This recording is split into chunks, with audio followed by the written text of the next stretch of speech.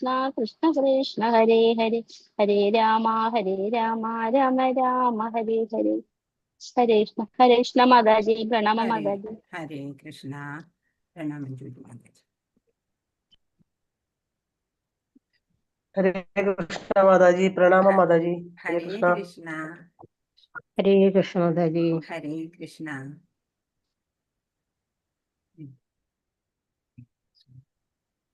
ഓം നമോ ഭഗവതേ വാസുദേവായ. ഓം നമോ ഭഗവതേ വാസുദേവായ.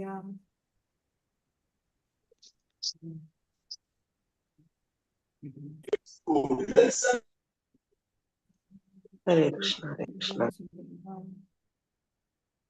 ഓം അജ്ഞാനതിമിരാന്ധസ്യ ജ്ഞാനാഞ്ജനശലാകയാ ചക്ഷുരുന്മീലിതം യേന തസ്മൈ ശ്രീ ഗുരവേ നമഃ. ഹേ കൃഷ്ണ കരുണാ സിന്ധോ ദീനബന്ധോ ജഗത്പതേ ഗോപേശ ഗോപികാകാന്ത രാധാകാന്ത നമോസ്തുതേ. തപ്തകാഞ്ചന ഗൗരാംഗീ ശ്രീരാധേ വൃന്ദാവനേശ്വരി വൃഷഭാനുസുതേ ദേവി പ്രണമാമി ഹരിപ്രിയേ. ജയ ശ്രീകൃഷ്ണ ചൈതന്യ പ്രഭു നിത്യാനന്ദ ശ്രീ അദ്വൈത ഗദാധര ശ്രീവാസാദി ഗൗര ഭക്തവൃന്ദ. ഹരേ കൃഷ്ണ കൃഷ്ണ കൃഷ്ണ ഹരേ ഹരേ ഹരേ രാമ രാമ രാമ ഹരേ ഹരേ. ഹരേ കൃഷ്ണ കൃഷ്ണ കൃഷ്ണ ഹരേ ഹരേ ഹരേ രാമ രാമ ഹരേ ഹരേ. ഹരേ കൃഷ്ണ കൃഷ്ണ കൃഷ്ണ ഹരേ ഹരേ ഹരേ രാമ രാമ ഹരേ ഹരേ. ശ്രീ ശ്രീ രാധാ ഗോവിന്ദ് की जय. श्रील प्रभुपाद की जय. गुरु महाराज की जय. ഹരേ കൃഷ്ണ ഹരേ കൃഷ്ണ. ഇസ്കോൺ മാംഗ്ലൂരിൽ നിന്നുള്ള ഭഗവത്ഗീത പഠനത്തിലേക്ക് എല്ലാവർക്കും സ്വാഗതം. എല്ലാവർക്കും പ്രണാമം. ഇന്ന് നമ്മൾ 16ാമത്തെ ദിവസത്തേക്ക് വന്നു. അപ്പോൾ ഇന്ന് ദേവാസുര സമ്പദ് വിഭാഗ യോഗം എന്നാണ്. ദേവാസുര ഭാവങ്ങൾ, ദേവൻ അസുരൻ, അങ്ങനെ മനുഷ്യര് നല്ല പേരുണ്ടാവും അല്ലെ, തിന്മയുള്ളവരും ഉണ്ടാവും. അപ്പൊ അങ്ങനെ ദേവാസുര സമ്പത്ത് എന്താണ്, ദേവസമ്പത്ത്, അസുര സമ്പത്ത്, അതൊക്കെ എന്താണ്, എങ്ങനെയാണ് എന്നൊക്കെ ഭഗവാൻ ഇവിടെ പറഞ്ഞു തരും. അപ്പോൾ ഇന്നലെ നമ്മൾ പുരുഷോത്തമ യോഗം കണ്ടപ്പോഴേ എങ്ങനെ ഭഗവാൻ കൃഷ്ണനെ എങ്ങനെയാണ് നമ്മൾ മനസ്സിലാക്കുക അല്ലെ, മനസ്സിലാക്കിയ ബുദ്ധിമാന്മാര് ഭക്തിയുത സേവനത്തിൽ ഏർപ്പെടും എന്ന് പറഞ്ഞു. വൈദിക ജ്ഞാനം നമ്മൾ നേടണം, ഭൗതിക ബന്ധനങ്ങളിൽ നിന്ന് മോചനം നേടണം അല്ലെ, ശ്രീകൃഷ്ണനെ പരമദിവ്യോത്തമ പുരുഷനായി മനസ്സിലാക്കണം, അങ്ങനെ ശരണം പ്രാപിക്കണം, ഭക്തിയുത സേവനത്തിൽ വ്യാപൃതരാവണം എന്നൊക്കെ പഠിച്ചു.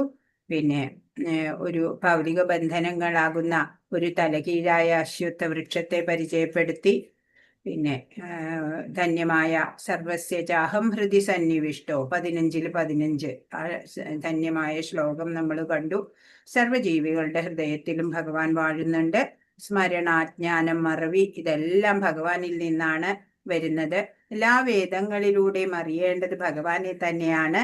വേദാന്തമുണ്ടാക്കിയതും വേദങ്ങളെ അറിയുന്നതും എല്ലാം ഭഗവാനാണ് എന്ന് പഠിച്ചു നമ്മള്. അപ്പൊ ഭഗവാനാണ് ഉത്തമ പുരുഷൻ അല്ലെ, പുരുഷോത്തമൻ. ആധ്യാത്മികമായിട്ടുള്ള സുഖമാണ് നാശമില്ലാത്ത ശാശ്വതമായത്. ഈ ഭൗതിക സുഖങ്ങളൊക്കെ ക്ഷണികമാണ്. അതിൻ്റെ ഈ ഭൗതികതയുടെ നിരർത്ഥകത നമ്മൾ അറിയണം. എന്നിട്ട് ഭഗവാനെ പ്രാപിക്കാനുള്ള ശ്രമം വേണം. അപ്പോൾ 2 പ്രകാരത്തില് 2 കാറ്റഗറിയിൽപ്പെട്ട വ്യക്തികളെ കുറിച്ചാണ് ഈ അധ്യായം പറയുക. ഭഗവാന്റെ ശരണാഗതിയിൽ വരുന്നവരും വരാൻ കൂട്ടാക്കാത്തവരും. അപ്പോൾ ദുരാത്മാക്കള് ഭഗവാന്റെ ശരണത്തിൽ വരുന്നില്ല അല്ലേ. അങ്ങനെ ആ 2 കൂട്ടരെയും കുറിച്ചാണ് നമ്മൾ ഇവിടെ നോക്കാൻ പോകുന്നത്. ഓം നമോ ഭഗവതേ വാസുദേവായ. 1, 2, 3 ശ്ലോകങ്ങൾ ഒന്നിച്ചാണ് ഭഗവാനാണ് പറയണത്. അതായത് ദേവസമ്പത്ത്, ദൈവീകമായിട്ടുള്ള സമ്പത്തുകൾ എന്തൊക്കെയാണ്, അതാണ് ഈ 3 ശ്ലോകങ്ങളിൽ പറയുന്നത്.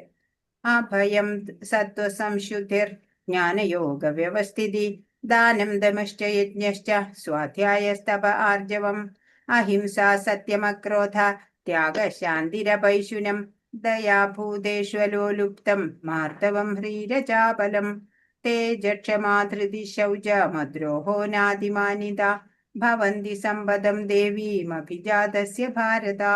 കുറെ 19 ഗുണങ്ങളാണ് പറഞ്ഞിരിക്കണേ. ദൈവീക സമ്പത്തുള്ളവരിൽ ഉണ്ടാകുന്ന ക്വാളിറ്റീസ് അതാ പറഞ്ഞിരിക്കണേ. അത് ഏതൊക്കെയാണ് എന്ന് നമുക്ക് നോക്കാം.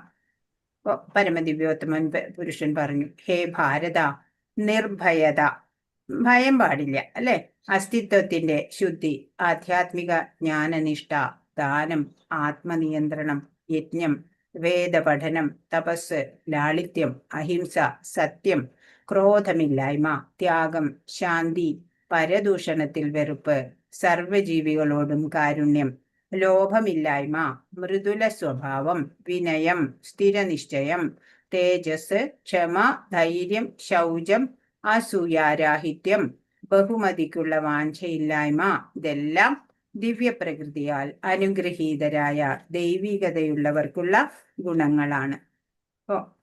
എന്താണ് ഈ 15 അധ്യായങ്ങളിലായിട്ട് ഭഗവാൻ നമുക്ക് പറഞ്ഞു തന്നു. യോഗി, ഭക്തൻ, സ്ഥിതപ്രജ്ഞൻ, ത്രിഗുണാതീതൻ, അങ്ങനെയൊക്കെ പറഞ്ഞു. അവരൊക്കെയും ഈ ദൈവീ ഗുണത്തിലുള്ളവരാ. അപ്പോ ഇത്രയും ഗുണങ്ങളാ പറഞ്ഞിരിക്കണത്. അഭയം എന്ന് പറഞ്ഞാൽ ഭയമില്ലാത്ത അവസ്ഥയാണ്, നമുക്കറിയാം. എല്ലാം നമ്മുടെ കർമ്മഫലമായിട്ടാണ് അല്ലെ നമ്മൾക്ക് വന്നു ചേരുന്നത്. അപ്പോ ഈ ഈശ്വര സാക്ഷാത്കാരം ലഭിച്ച ഒരാൾക്ക് ഒട്ടും ഭയം ഉണ്ടാവില്ല. അയാള് സ്വസ്ഥനായിരിക്കും ചെയ്യും. പിന്നെ സത്വസംശുദ്ധി എന്ന് പറഞ്ഞാല് അന്ധകരണത്തിന്റെ ശുദ്ധി തന്നെയാണ്. കാമം, ക്രോധം, ലോഭം, മതം, മോഹം, മാത്സര്യം, അസൂയ, ഇതൊക്കെ ഒഴിവാക്കൽ തന്നെയാണ് സത്വ സംശുദ്ധി എന്ന് പറഞ്ഞാൽ. ജ്ഞാനയോഗ വ്യവസ്ഥിതി എന്ന് പറഞ്ഞാലോ ഈശ്വരൻ എന്നുള്ള ആ സത്യം അല്ലെ, പ്രപഞ്ചം മുഴുവനും നിറഞ്ഞു നിൽക്കുന്ന ആ പരമസത്യത്തിനെ ഓരോന്ന്, പ്രപഞ്ചത്തിലെ ഓരോന്ന് കണ്ണിനെയും നമ്മൾ കാണുമ്പോൾ ഈശ്വരനായിട്ട് കാണാൻ കഴിയുക. അതാണ് ജ്ഞാനയോഗ വ്യവസ്ഥിതി എന്ന് പറഞ്ഞാല്. പിന്നെ ദാനം എന്ന് പറഞ്ഞ ഭഗവാന്റെ കാരുണ്യത്താലെ നമുക്ക് കൈവന്ന സ്വത്തോ അറിവോ എന്തെങ്കിലും നമ്മുടെ കയ്യിലുള്ളത് ആവശ്യമുള്ളവർക്ക് ദാനം ചെയ്യണം. ദമം എന്ന് പറഞ്ഞ ഇന്ദ്രിയ നിഗ്രഹം തന്നെയാണ് ആത്മനിയന്ത്രണം എന്നൊക്കെ പറയാം. വിഷയസുഖങ്ങള് അത് അനുഭവിക്കും തോറും അതിൽ കൂടുതൽ ആസക്തി ഉണ്ടാവുക ചെയ്യുക. അഗ്നിയിൽ നെയ്യൊഴിക്കും പോലെ എന്നാ പറയാ. അപ്പൊ ആഗ്രഹ നിവൃത്തിക്കൊക്കെ ആഗ്രഹമൊക്കെ നിവൃത്തി വരണം. ദമം എന്ന് പറഞ്ഞാൽ അതാ. യജ്ഞം എന്ന് പറഞ്ഞ ജീവിതത്തില് 4 ഘട്ടങ്ങളുണ്ട്. ഗൃഹസ്ഥാശ്രമം, ധർമ്മം, ബ്രഹ്മചര്യം, ഗാർഹസ്ഥ്യം, വാനപ്രസ്ഥം, സന്യാസം. ആ ഘട്ടത്തില് ആ ധർമ്മത്തിലൊക്കെ ആ ആശ്രമധർമ്മങ്ങളിലെല്ലാം ചെയ്യേണ്ട കർമ്മങ്ങള് യജ്ഞഭാവനയോടെ ചെയ്യുക. അതെല്ലാം ചെയ്യുന്നത് ഭഗവാനുള്ള യജ്ഞമായിട്ട് നമ്മൾ ചെയ്യാം. അതാണ് യജ്ഞം. സ്വാധ്യായം എന്ന് പറഞ്ഞ വേദപഠനം, പുരാണ ഇതിഹാസങ്ങള് ഒക്കെ പഠിക്കുക, വേദം പ്രമാണമാക്കി ജീവിക്കാൻ ശ്രമിക്കുക. സ്വാധ്യായം. തപ എന്ന് പറഞ്ഞാൽ തപസ്, നല്ല ശീലങ്ങൾ വളർത്തിയെടുക്കുന്നത് തന്നെ ഒരു തപസ്സ. അല്ലാതെ കാട്ടിൽ പോയി കണ്ണടച്ചിരിക്കൽ മാത്രമല്ല തപസ്. നല്ല ശീലങ്ങളൊക്കെ അഭ്യാസം ചെയ്ത് വളർത്തിയെടുക്കുക, ലക്ഷ്യത്തിലേക്ക് എത്താനുള്ള ദൃഢത ഉണ്ടാവുക. നമ്മിൽ മാറ്റം വരുത്താൻ ചില എഫേർട്ടൊക്കെ എടുക്കണം എന്നുണ്ടെങ്കിൽ അതൊക്കെ ചെയ്യുക. അതൊക്കെയും തപസ്സിൽ വരും. ആർജവം എന്ന് പറഞ്ഞ കാര്യങ്ങൾ നേരായ വഴിക്ക് പറയുക. ഋജുബുദ്ധി എന്നൊക്കെ പറയും. ചില പേര് പറയുമ്പോൾ വളച്ചു കെട്ടി പറയും അല്ലെ, മനസ്സിലും ആവില്ല. അങ്ങനെയല്ല, സ്ട്രെയിറ്റ് ഫോർവേഡ് ആയിരിക്കാം. അഹിംസ പറഞ്ഞ ഏത് ജീവന്റെയും പുരോഗതിയെ നമ്മൾ തടയരുത്. ചിന്ത, വാക്ക്, പ്രവൃത്തി ഇത് ഒന്നും കൊണ്ട് ആരെയും ദ്രോഹിക്കാതിരിക്കുക, അതാണ് അഹിംസ. അല്ലാതെ കൊതുവിനെ കൊല്ലാതിരിക്കുക അങ്ങനെയല്ല. ഒരു ജീവിയുടെയും പുരോഗതിയെ നമ്മളായിട്ട് തടസ്സപ്പെടുത്തരുത്, അതാണ് അഹിംസ. പിന്നെ സത്യം, നമുക്കറിയാം, സ്വാർത്ഥ താല്പര്യങ്ങൾക്കായിട്ട് യാഥാർത്ഥ്യത്തിനെ വളച്ചൊടിക്കുക അല്ലെ, അത് അരുത്. എന്ത് സംഭവിച്ചാലും സത്യം പറയാ. അക്രോധ എന്ന് പറഞ്ഞ ആരോടും ദേഷ്യപ്പെടാതിരിക്കുക തന്നെ, കോപം നിയന്ത്രിക്കുക. എന്ന് വെച്ചിട്ടിപ്പോ നമ്മൾ നമ്മുടെ മക്കളോട് ഒട്ടും കോപിക്കാതെ ഒന്നും ഇരിക്കാൻ പറ്റില്ല അല്ലെ. അവര് തെറ്റ് ചെയ്യുമ്പോൾ അവരെ നേർവഴിക്ക് നടക്കാൻ വേണ്ടിയിട്ട് ചിലപ്പോ നമ്മൾക്ക് ക്രോധിതരാവേണ്ടി വരും. ഇനി ത്യാഗം എന്ന് പറഞ്ഞാൽ വിട്ടുവീഴ്ച തന്നെ. മറ്റുള്ളവരുടെ നന്മ കണക്കാക്കി പലതും നമ്മൾ വേണ്ടാന്ന് വെക്കും അല്ലെ. ഒരു മാതാവ് പല ഉറക്കം വേണ്ടാന്ന് വെക്കണം മക്കൾക്ക് വേണ്ടി. അങ്ങനെ അങ്ങനെ ഓരോരുത്തരും അല്ലെ. ഒരു കുടുംബമാവുമ്പോൾ അതിൻ്റെതായ ഒരു സാമാന്യ മര്യാദകൾ ഉണ്ടാവും. അതൊക്കെ സമൂഹത്തിലാണെങ്കിൽ ലോക മര്യാദകളൊക്കെ പാലിക്കുക, വിട്ടുവീഴ്ചകൾ ചെയ്യുക. ഈശ്വരനെ അറിയാനായിട്ട് നോക്കണ നേരത്ത് പല അവഗണനകളും ഉണ്ടാവും, അതൊക്കെ സഹിക്കുക. അതാണ് ത്യാഗം. ശാന്തി എന്ന് പറഞ്ഞാൽ എന്ത് വന്നാലും സംഭ്രമിക്കാതെ മനസ്സംയമനം കൈവിടാതിരിക്കുക, ശാന്തി. ഇനി അപൈശുനം എന്ന് പറഞ്ഞ അതെന്താണ്? മറ്റുള്ളവരിൽ ദോഷം കാണരുത്, പറയരുത്. എല്ലാവർക്കും സ്വന്തം സ്വന്തം വാസനകളുണ്ട്. അത് പ്രകാരമാണ് ഓരോരുത്തരും ചിന്തിക്കുന്നതും പ്രവർത്തിക്കുന്നതും. അവര് അങ്ങനെ പ്രവർത്തിക്കുന്നത് കൊണ്ട് അത് എന്നെ ബാധിക്കില്ല എന്നുണ്ടെങ്കിൽ പിന്നെ ഞാൻ എന്തിനാ അവരെ കുറ്റം പറയുന്നത് അല്ലേ? അപ്പൊ പരദോഷം കാണരുത്, അതാണ് അപൈശുനം. ഭൂതേഷു ദയ എന്ന് പറഞ്ഞ ഒരാളെ മഹാനാക്കുന്നത് എന്താണ്? സഹജീവികളോട് കാരുണ്യം ഉണ്ടാവുക, സഹാനുഭൂതി ഉണ്ടാവുക. അതാണ് ഭൂതേഷു ദയ. ഇനി അലോലുപത്വം എന്നുണ്ട്. അതെന്താ? ഒന്നിലും ആഗ്രഹമില്ലായ്മ. ചില പേർക്കുണ്ട്, എന്ത് കണ്ടാലും അപ്പ വേണമെന്ന് തോന്നും അല്ലേ? അത് പാടില്ല. പിന്നെ മാർദ്ദവം, അത് നമുക്കറിയാം, മൃദുലത, സോഫ്റ്റ്നെസ് അല്ലേ? ഇപ്പൊ ആധ്യാത്മിക എന്താ പറയാ, ഒരു ആധ്യാത്മികനായിട്ട് അല്ലെങ്കിൽ ഒരു ഭക്തനാവാൻ അല്ലെങ്കിൽ ഒരു സാധകന് കാർക്കശ്യം പാടില്ല. മഹാത്മാക്കളെയൊക്കെ കണ്ടിട്ടുണ്ടോ? നല്ല തെളിമ ഉണ്ടാവും അവർക്ക്. ഹ്രീ എന്ന് പറഞ്ഞാല് തെറ്റ് ചെയ്യാനുള്ള ലജ്ജ, അതാണ് ഹ്രീ എന്ന് പറഞ്ഞ. ശരി ചെയ്യാൻ ആർജവം ഉണ്ടാവണം, തെറ്റുകൾ ഒരിക്കലും ചെയ്യില്ല. ആ ചാപലം എന്ന് പറഞ്ഞാൽ ചപലതയില്ലാതെ തന്നെ ദൃഢത. എന്ത് വന്നാലും എനിക്ക് മുന്നേറണം, അങ്ങനെ പ്രയത്നിക്കേണ്ടി വരുമല്ലോ എന്ന് പറഞ്ഞ് പിന്നോട്ട് പോവില്ല, ദൃഢമായിട്ട് മുന്നോട്ട് തന്നെ പോവും. അതാണ് ആ ചാപലം. തേജ എന്ന് പറഞ്ഞ മനസ്സിന്റെ ബലാണ് തേജസ് എന്ന് പറയുന്നത്. ആത്മീയ പുരോഗതി ലക്ഷ്യമാക്കിയിട്ട് നമ്മൾ ചെയ്യുമ്പോൾ ഒരു സംഭ്രമവും ഇല്ലാതെ മുന്നോട്ട് പോവുക. പിന്നെ ക്ഷമ, എന്തും സഹിക്കാനുള്ള കഴിവ് തന്നെയാണ് ക്ഷമ. ഒരു ഭക്തനാവാൻ അല്ലെ, ഒരു സാധകന് കൂടുതൽ പരീക്ഷണങ്ങൾ നേരിടേണ്ടി വന്നേക്കാം. അതെല്ലാം ക്ഷമയോടെ നമ്മൾ സഹിച്ചു മുന്നേറണം. പിന്നെ ധൃതി എന്ന് പറഞ്ഞാല് ധൈര്യം എന്നാണ്. എവിടെയും പതറരുത് നമ്മള്. ഭഗവാൻ ഉണ്ട് എൻ്റെ കൂടെ എന്നുള്ള ആ ഒരു വിശ്വാസം, ഉറപ്പുണ്ടാവണം. പിന്നെ ശൗചം, നമുക്കറിയാം 2 തരം ശൗചമുണ്ട്, ബാഹ്യമുണ്ട്, ആഭ്യന്തരമുണ്ട്. ആഭ്യന്തരമായിട്ടുള്ള വിശുദ്ധി എന്ന് പറഞ്ഞാൽ അത് നേടാൻ നാമം ജപം ചെയ്യണം എന്നൊക്കെ പറയും. വിശുദ്ധി എന്ന് പറഞ്ഞാൽ മതമാത്സര്യങ്ങളൊന്നും ഇല്ലാത്ത ഒരു പെരുമാറ്റം നമ്മളിൽ നിന്നുണ്ടാവുക, എല്ലാവരോടും നല്ല സ്മൈലിംഗ് ഫേസ് ആയിട്ട് അല്ലേ, അങ്ങനെ ചെയ്യാം. അപ്പൊ അങ്ങനെയുള്ളവരെ എല്ലാവർക്കും ഇഷ്ടം ഉണ്ടാവും. ആ ദ്രോഹം എന്ന് പറഞ്ഞാൽ അറിയാം, ആർക്കും ഉപദ്രവം ഇല്ലാതെ ജീവിച്ചു പോവാം. പിന്നെ അതിമാനിത എന്നുണ്ട്. എന്താ? ദുരഭിമാനം, ഞാൻ വലിയ കേമനാണ്, മറ്റുള്ളവരൊക്കെ ചെറിയ ചെറിയ പേരാണ് എന്നുള്ള ഒരു വിചാരം ഉണ്ടല്ലോ, അതിമാനിത. അതരുത്. അത് സ്വയവും മറ്റുള്ളവരെയും എല്ലാം നശിപ്പിക്കണ ഒരു ദുഷ്പ്രവണതയാണ്. അത് മറ്റുള്ളവരെയും നമ്മൾ മാനിക്കണം. അങ്ങനെയുള്ള ആ 19 ഗുണങ്ങൾ ഇതിലേതെങ്കിലും നമുക്കില്ല എന്നുണ്ടെങ്കിൽ നമ്മൾ അത് നേടിയെടുക്കാൻ ശ്രമിക്കണം. അങ്ങനെ മനസ്സിനെ ശുദ്ധീകരിച്ച് ഭഗവാനോട് അടുക്കാൻ നമുക്ക് സാധിക്കും എന്നാണ്. അപ്പോൾ ഇത്രയും ഗുണങ്ങൾ നമ്മിൽ ഇല്ല എന്നുണ്ടെങ്കിൽ വളർത്തിയെടുക്കണം. ഇതല്ലാത്തത് എന്തെങ്കിലും നമ്മുടെ ഉണ്ടോ, അതിനെയൊക്കെ ത്യജിക്കണം, കളഞ്ഞേക്കണം. അപ്പോഴാ നമുക്ക് ഭഗവാനെ കിട്ടുക. 4-ാമത്തെ ശ്ലോകം. ദംഭോദർപ്പോഭിമാനശ്ച ക്രോധ പാരുഷ്യമേവ ച അജ്ഞാനം ചാഭിജാതസ്യ പാർത്ഥ സമ്പദമാസുരീം. ഹേ പാർത്ഥ, ഗർവം, അഹങ്കാരം, അഭിമാനം, ക്രോധം, പാരുഷ്യം, അജ്ഞാനം എന്നിവ അസുര ഗുണങ്ങളാണ്.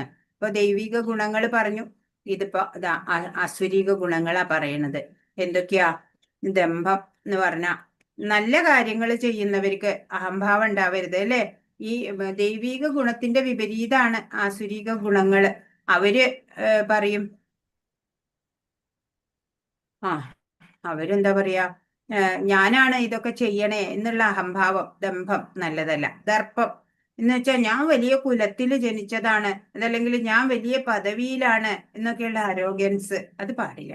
അതിമാന എന്ന് പറഞ്ഞാൽ എന്നെ എല്ലാവരും മാനിക്കണം, തലയെടുപ്പോടെ ഇങ്ങനെ നിൽക്കണം, ബാക്കിയുള്ളവരൊക്കെ സേവകര്, അങ്ങനെ ഞാൻ പറയുന്നത് വേണം എല്ലാവരും അനുസരിക്കാൻ, അങ്ങനെയുള്ള ഒരു ഭാവം, അതിമാനിത.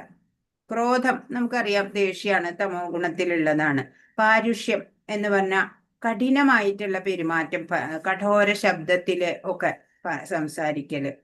അജ്ഞാനം എന്ന് പറഞ്ഞാൽ ശാസ്ത്രമോ ആചാര്യന്മാരെയോ ആരെയും അനുസരിക്കില്ല, അല്ലെ, തോന്നിയ പോലെ പ്രവർത്തിക്കും. അഭിജാത എന്ന് പറഞ്ഞാൽ ഞാൻ വലിയവനാണ് എന്നുള്ള അഹങ്കാരം. അങ്ങനെ അഹങ്കരിച്ച് നടക്കുന്നവർക്ക് എന്തെങ്കിലും ദോഷം സംഭവിച്ചാലോ മറ്റുള്ളവരൊക്കെ കൈകൊട്ടിച്ചിരിക്കും, അല്ലേ. അപ്പോ ഇതൊക്കെ നമ്മൾ അറിഞ്ഞ് പ്രവർത്തിക്കണം. അപ്പോഴാണ് നമ്മുടെ ജീവിതത്തിന് സഫലത ഉണ്ടാവുക. എനിക്കത് അറിഞ്ഞുകൂടായിരുന്നു എന്ന് പറഞ്ഞാൽ ശരിയാവില്ല. അജ്ഞാനം എന്ന് പറയുന്നത് ഒരു എക്സ്ക്യൂസ് അല്ല. മനുഷ്യ ജന്മം ലഭിച്ചാല് ബ്രഹ്മജിജ്ഞാസ വേണം, ഭഗവാനെ അറിയാനുള്ള. അതിനെന്ത് തടസ്സങ്ങൾ ഉണ്ടെങ്കിലും അതൊക്കെ മാറ്റി മുന്നോട്ട് പോകാൻ സാധിക്കണം. 5-ാമത്തെ ശ്ലോകം. ദേവി സമ്പദ്വിമോക്ഷായ നിബന്ധായ സുരീമത മാശുജ സമ്പദം ദേവീമഭിജാതോസി പാണ്ഡവ. അഭൗതിക ഗുണങ്ങൾ മുക്തി സാധകങ്ങളും ആസുര ഗുണങ്ങൾ ബന്ധന കാരണങ്ങളുമാണ്. പാണ്ഡുനന്ദന, ദൈവിക ഗുണങ്ങളോടെ പിറന്നവനായതുകൊണ്ട് നീ ദുഃഖിക്കേണ്ട. അർജുനൻ ദൈവിക ഗുണങ്ങളുള്ള ആളാണ് എന്ന് ഭഗവാൻ സർട്ടിഫൈ ചെയ്തു. പറയാണ്, അഭൗതിക ഗുണങ്ങള്, അതായത് ദേവീ ഗുണങ്ങള് അത് മുക്തിക്ക് ഉതകുന്നതാണ്, എന്നാൽ ആസുര ഗുണങ്ങളോ ബന്ധന കാരണങ്ങളാണ്. അപ്പൊ നീയാണെങ്കിൽ അർജുന, നീ പേടിക്കണ്ട, നീ ദൈവിക ഗുണത്തിൽ തന്നെയാണ്. അർജുനനോട് പറയാണ്, നീ യുദ്ധം ചെയ്യുന്നുണ്ട് എങ്കിലും നീ ആസുരി സ്വഭാവിയല്ല. ഒരു ക്ഷത്രിയൻ ശത്രുവിനെ നേരെ പൊരുതുന്നത് ദിവ്യമായിട്ടുള്ള കൃത്യം തന്നെയാണ്. അപ്പോ ജീവിതത്തിലെ വ്യത്യസ്ത ആശ്രമധർമ്മങ്ങളെ അനുസരിക്കലാണ് ധർമ്മം. അപ്പോ ദേവി സമ്പത്ത് എന്ന് പറയുന്നത് മോക്ഷപ്രദാണ് എന്ന് പറഞ്ഞു. ആസുരീക സമ്പത്ത് ഉള്ളത് ബന്ധകാരണം. എന്താ സമ്പത്ത് എന്ന് പറയണേ? ഈ പല പല ജന്മങ്ങളായിട്ട് നമ്മൾ ഇങ്ങനെ കൂട്ടി കൂട്ടി വെച്ചതാണ് നമ്മളുടെ ഈ സ്വഭാവം. ആസുരി സമ്പത്ത് അല്ലെങ്കിൽ ദേവി സമ്പത്ത് എന്ന് പറയുന്നത് അതാ. 6-ാമത്തെ ശ്ലോകം. ദൗഭൂത സർഗോ ലോകേസ്മിൻ ദൈവ ആസുര ഏവ ച ദൈവോ വിസ്തരശ പ്രോക്ത ആസുരം പാർത്ഥ മേ ശൃണു. ഹേ പാർത്ഥ, ഈ ലോകത്തിലുള്ള എല്ലാ സൃഷ്ടികളും ആസുരം ദൈവികം എന്നീ 2 വിഭാഗങ്ങളിൽ ഒന്നിൽപ്പെടും. ഞാൻ ദൈവിക ഗുണങ്ങളെ പറ്റി വിസ്തരിച്ചു പറഞ്ഞുവല്ലോ, ഇനി ആസുരങ്ങളായവയെ വിവരിക്കാം. അപ്പൊ ഇവിടെയുള്ള എല്ലാ സൃഷ്ടികളിലും ഈ 2 ഗുണങ്ങള് മികച്ചു നിൽക്കുന്നുണ്ടാവും. നമുക്ക് വാച്ച് ചെയ്താലും മനസ്സിലാക്കാൻ പറ്റും. അപ്പോ ദൈവിക ഗുണങ്ങളെ വിസ്തരിച്ച് ഭഗവാൻ പറഞ്ഞു, ഇനി ആസുരങ്ങളായവയെ വിവരിച്ചു പറഞ്ഞു തരാം. എന്തിനാ ഇത് പറഞ്ഞു തരണേ? നമ്മൾക്ക് ദൈവിക ഗുണങ്ങൾ വളർത്തിയെടുത്ത് നന്മയിലേക്ക് മാറണം. നമ്മുടെ അടുത്ത് ആസുരീക ഗുണങ്ങൾ ഉണ്ടെന്ന് നമ്മൾ നോക്കുകയാണെന്ന് നോക്കിയിട്ട് അത് നമ്മൾ ഒഴിവാക്കണം. അതിനു വേണ്ടിയാണ് ഭഗവാൻ ഇത് വ്യക്തമാക്കി തരുന്നത്. ഭൗതിക ജീവിതത്തില് ബദ്ധരായ ജീവാത്മാക്കള് ആണ് എല്ലാം. ദൈവിക പ്രകൃതിക്കാര് നിയന്ത്രിത ജീവിതമായിരിക്കും നയിക്കുക. പ്രാമാണികരുടെയും വേദഗ്രന്ഥങ്ങളുടെയും ഒക്കെ നിബന്ധനകളെ അവരനുസരിക്കും. ജീവിത നിയമങ്ങളെ മറികടന്ന് തന്നിഷ്ടപ്രകാരം ജീവിക്കുന്നവര് ആസുരികളായിരിക്കും. 7-ാമത്തെ ശ്ലോകം. പ്രവൃത്തിം ച നിവൃത്തിം ച ജനാന വിദുരാസുര ന ശൗചം നാഭിചാചാരോ ന സത്യം തേഷു വിദ്യത്തെ. ചെയ്യേണ്ടതെന്തെന്നോ ചെയ്യരുതാത്തതെന്തെന്നോ ആസുര സ്വഭാവികൾക്ക് അറിഞ്ഞുകൂടാ. വിശുദ്ധിയോ നല്ല പെരുമാറ്റമോ സത്യസന്ധതയോ അവർക്കില്ല. ആസുരികൾക്ക് എന്താണ്, ഏതാ നമ്മൾ ചെയ്യേണ്ട പ്രവൃത്തി, ഏതാണ് ചെയ്യാൻ പാടില്ലാത്ത പ്രവൃത്തി, ഇതൊന്നും അറിഞ്ഞുകൂടാ. എന്തൊക്കെയോ ചെയ്തു കൂട്ടും. അതുപോലെ വിശുദ്ധി ഉണ്ടാവില്ല, നല്ല പെരുമാറ്റം ഉണ്ടാവില്ല, സത്യസന്ധത ഉണ്ടാവില്ല.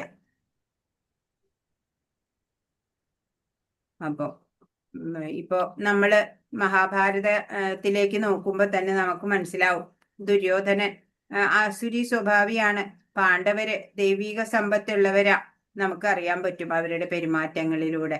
ദുര്യോധനൻ ചെറിയച്ഛനായ വിതുരരെ അപമാനിച്ചു ഹസ്തിനപുരത്ത് നിന്ന് പറഞ്ഞു വിടുന്നുണ്ട്. എന്നാൽ യുധിഷ്ഠിരനോ ആ വിതുരരെ ബഹുമാനിച്ച് പ്രണമിച്ച് കാൽക്കൽ വീഴുന്നുണ്ട് അല്ലെ. ദുര്യോധനൻ ദ്രൗപദിയെ അപമാനിക്കുന്നുണ്ട്. എന്നാല് അർജുനനെ കണ്ട ഉർവശി, അർജുനൻ ഒരിക്കൽ ദേവലോകത്ത് ചെന്നപ്പോള് ഉർവശി കണ്ടപ്പോഴ് സൗന്ദര്യത്തിൽ മയങ്ങി പറയാണ്, അങ്ങയോടൊപ്പം ഭോഗസുഖം അനുഭവിക്കണം എന്ന് പറഞ്ഞപ്പോഴ് അങ്ങ് എനിക്ക് കുന്തി മാതാവിനെ പോലെയാണ് എന്നാണ് അർജുനൻ പറഞ്ഞത്. മാത്രല്ല എന്റെ പ്രപിതാമഹൻ പുരൂരവസ് അങ്ങയെ വിവാഹം ചെയ്തിരുന്നു. കുരുവംശം, അതാണ് പിന്നെ കുരുവംശമായിട്ട്, അതുകൊണ്ട് അങ്ങ് എന്റെ മുത്തശ്ശിയാണ് എന്ന് പറഞ്ഞു.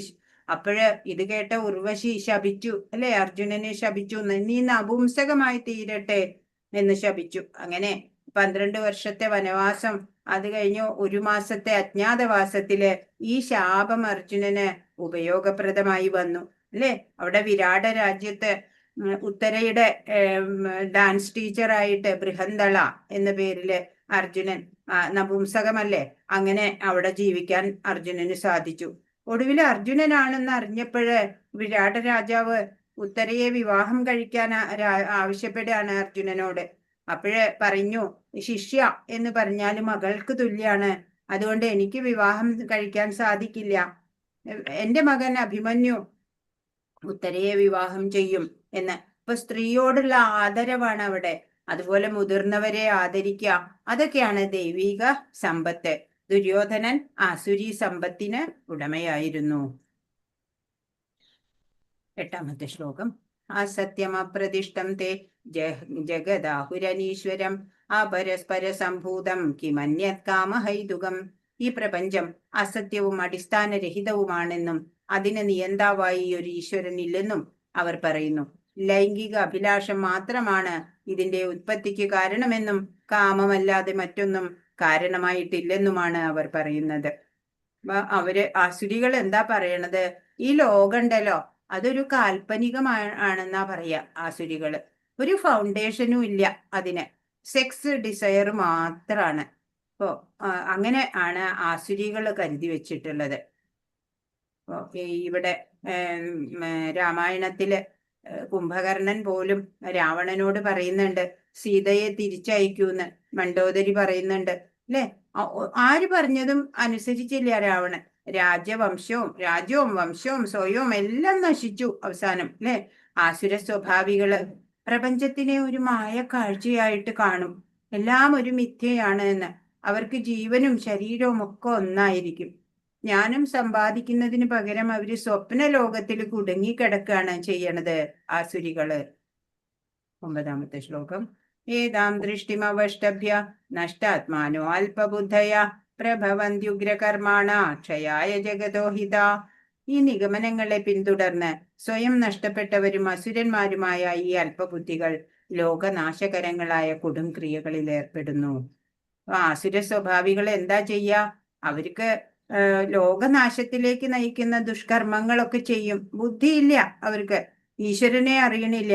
ഭൗതികത അതാവുന്നിടത്തോളം ആസ്വദിക്കണം എന്ന് മാത്രാണ്. അതിനായിട്ട് ഓരോ ഉപാധികള് കണ്ടെത്തും. ഫലം എന്താണ്? ജനങ്ങൾ അധികം അക്രമാസക്തരാവും അല്ലെ, നിഷ്ഠൂരരാവും. ഇപ്പൊ സ്വയവും അബ്യൂസേഴ്സ് ആയിട്ട് മാറും അല്ലെ. ഓരോ ബോംബ് ഇടുക, ഓരോ രാജ്യങ്ങളെ നശിപ്പിക്കുക, അങ്ങനെയൊക്കെയുള്ളവര് ആസുര സ്വഭാവികളായിരിക്കും. 10ാമത്തെ ശ്ലോകം. മമാശ്രിത്യ ദുഷ്പൂരം ലംഭമാനമദാന്യത മോഹാഗ്രഹീത്വാ സദ്ഗ്രാഹാൻ പ്രവർത്തന്തേ ശുചിവ്രത. അടക്കാനാവാത്ത കാമം പൂണ്ടും ദംഭം ദുരഭിമാനം എന്നിവയിൽ മുഴുകി വ്യാമോഹിതരുമായ ആസുര സ്വഭാവികൾ ക്ഷണികമായതിൽ ആകൃഷ്ടരായി എന്നും വൃത്തിഹീനമായ കർമ്മങ്ങൾ ചെയ്തു വരുന്നു. ഇപ്പോ ആസുരി സ്വഭാവികൾക്ക് കാമമാണ് കൂടുതൽ. അവർക്ക് കൺട്രോൾ ചെയ്യാൻ പറ്റണില്ല. ഒരിക്കലും തൃപ്തി വരാത്ത സുഖഭോഗ ആസക്തിയാണ് അവർക്ക്. മായാമോഹിതരായിട്ട് ഇങ്ങനെ കഠിന പ്രയത്നം ചെയ്യും. തെറ്റായ വഴിക്കാണ് പോകുന്നതെന്നും അറിയണില്ല. മലിനമായിട്ടുള്ള ശീലങ്ങള്, മിഥ്യാഹങ്കാര പ്രേരിതമായിട്ട് വേദസമ്മതമല്ലാത്ത സിദ്ധാന്തമൊക്കെ ആവിഷ്കരിച്ച് ഇങ്ങനെ ജീവിക്കും. ഇപ്പൊ ഇവിടെ കാണിച്ചിരിക്കുന്നത് ദക്ഷ പ്രജാപതിയാണ്. എന്താല്ലേ ദമ്പത്തോടു കൂടിയായിരിക്കണേ, അഹങ്കാരത്തോടു കൂടി ഇരിക്കുകയാണ് ദക്ഷ പ്രജാപതി.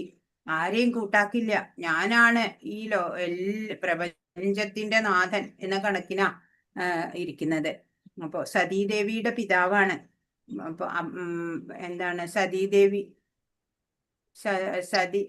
മക്കളില് സതീദേവി പരമശിവനെ വിവാഹം കഴിക്കണം എന്ന് പറഞ്ഞപ്പോഴ് ദക്ഷ പ്രജാപതി സമ്മതിച്ചില്ല. ശിവനെ ബോധിച്ചിട്ടില്ല അദ്ദേഹത്തിന്. പക്ഷേ സതീദേവി പറഞ്ഞു, എനിക്ക് ശിവനെ മാത്രം വിവാഹം കഴിച്ചാൽ മതിയെന്ന്. അങ്ങനെ വിവാഹം കഴിഞ്ഞു. അപ്പോഴ് ഈ ശിവൻ ഒരിക്കല് ഇങ്ങനെ ധ്യാനത്തിൽ ഇരിക്കുന്ന വേളയില് അവിടേക്ക് ഈ ബ്രഹ്മാവും എല്ലാവരും ഉണ്ട് അവിടേക്ക് ദക്ഷ പ്രജാപതി കയറി വന്നപ്പോഴ് എല്ലാവരും ഭവ്യതയോടെ എഴുന്നേറ്റ് പ്രണമിച്ചു. എന്നാല് ബ്രഹ്മാവും ശിവനും എഴുന്നേറ്റില്ല. അപ്പോഴ് ബ്രഹ്മാവ് പിന്നെ പിതാവാണ്, പോട്ടെ, ഈ മരുമകനായിട്ടുള്ള ശിവൻ പരമശിവൻ എഴുന്നേറ്റില്ല. ക്രോധിതനായി ഇറങ്ങി പോവാനൊക്കെ പറഞ്ഞു. അങ്ങനെ അതിനുശേഷം ശിവനെ ഒരു കാര്യത്തിനും വിളിക്കുന്നില്ല പരമശിവനെ.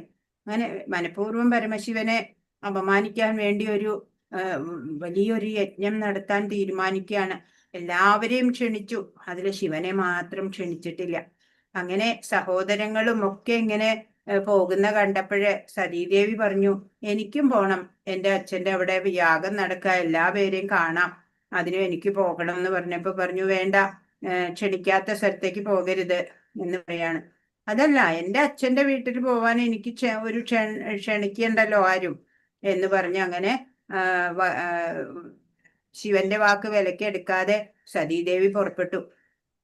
അങ്ങനെ ഭൂതഗണങ്ങളും കൂടെ പോയി. അവിടെ എത്തിയപ്പോ അമ്മയ്ക്കും സഹോദരിമാർക്കും ഒക്കെ വലിയ സന്തോഷമായി. അവരൊക്കെ സംസാരിക്കാനൊക്കെ വന്നപ്പോ എല്ലാവരെയും വിലക്കി ദക്ഷൻ പിതാവ്. അങ്ങനെ ഒറ്റപ്പെട്ടു പോയി അവിടെ സതീദേവി. അങ്ങനെ യജ്ഞമൊക്കെ എങ്ങനെയോ നോക്കിയിരുന്നു. അത് കഴിഞ്ഞ് യജ്ഞശിഷ്ടം എല്ലാവർക്കും കൊടുക്കും, ഷെയർ വീതിച്ചു വെക്കും. അങ്ങനെ വീതിച്ചപ്പോ ശിവന് മാത്രം യജ്ഞശിഷ്ടം വെച്ചിട്ടില്ല, ബാക്കി എല്ലാ ദേവന്മാർക്കും വെച്ചു.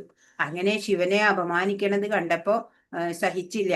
അപ്പൊ പറഞ്ഞു, എനിക്ക് ഈ ദാക്ഷായണി എന്നുള്ള പേര് ദക്ഷപുത്രി ആയതുകൊണ്ടല്ലേ, എനിക്കിനി ഈ ശരീരം വേണ്ട എന്ന് പറഞ്ഞ് ആ അഗ്നിയിൽ ചാടുകയാണ് സതീദേവി. അങ്ങനെ ദാക്ഷായണി ഇല്ലാണ്ടായി. അപ്പൊ അതറിഞ്ഞ ശിവൻ ക്രോധിതനായി വന്നിട്ട് പിന്നെ ഈ ദക്ഷന്റെ ശിരസ്സറുത്തു. അങ്ങനെ പിന്നെ എല്ലാവരും ദക്ഷനും ഒക്കെ മാപ്പ് പറഞ്ഞിട്ട് പിന്നെ ഈ എന്താ പറയാ ഒരു ആടിന്റെ തല വെച്ചു എന്നാണ് അതിന്റെ അത് ഒരു സിംബലൈസ് ചെയ്ത് പറയണതാണ്. ആടിന്റെ തല വെച്ചു എന്ന് പറഞ്ഞാൽ ആ ദമ്പം അഹങ്കാരം ഒക്കെ മാറിപ്പോയി ദക്ഷന് എന്നുള്ളതാണ് കഥ. 11-12 ആശയം. ഇന്ദ്രിയ സന്ദർപ്പണമാണ് മാനുഷിക സംസ്കാരത്തിന്റെ പ്രാധാന്യമെന്ന് അവർ കരുതുന്നു. ആരാണ്? ആസുരികള്. അക്കാരണത്താൽ ജീവിതാവസാനം വരെയും അളവറ്റ വ്യാകുലതയോടെ കഴിഞ്ഞുകൂടേണ്ടതായും വരുന്നു. അനേകായിരം ആഗ്രഹങ്ങളുടെ വലക്കെട്ടിലകപ്പെട്ട കാമക്രോധങ്ങൾക്ക് അധീനരായി സുഖഭോഗങ്ങൾക്കായി അന്യായമായിട്ടെങ്കിലും അവർ ധനം സമ്പാദിക്കുന്നു. അപ്പൊ ഇന്ദ്രിയ വിഷയ തൃപ്തി മാത്രാണ് ആസുരികളുടെ ആഗ്രഹം. ഇപ്പോ എന്താ പറയാ, ഈ ഇന്ദ്രിയ സന്ദർപ്പണം അതാണ് മാനുഷിക സംസ്കാരത്തിന്റെ പ്രാധാന്യം എന്നാ അവരുടെ ധാരണ. അതുകൊണ്ട് ജീവിതാവസാനം വരെയും അവര് ക്ലേശങ്ങൾ അനുഭവിച്ച് ജീവിക്കേണ്ടതായിട്ടും വരും. ആഗ്രഹങ്ങളുടെ വലക്കെട്ടിൽ അകപ്പെട്ടിട്ടാ അവര് കാമം ക്രോധം ഇതിനൊക്കെ അധീനരായിട്ട് സുഖഭോഗങ്ങൾക്കായിട്ട് എന്ത് വിധേനയും അവര് ധനം സമ്പാദിക്കാൻ ശ്രമിക്കും. ആസുരി സ്വഭാവം.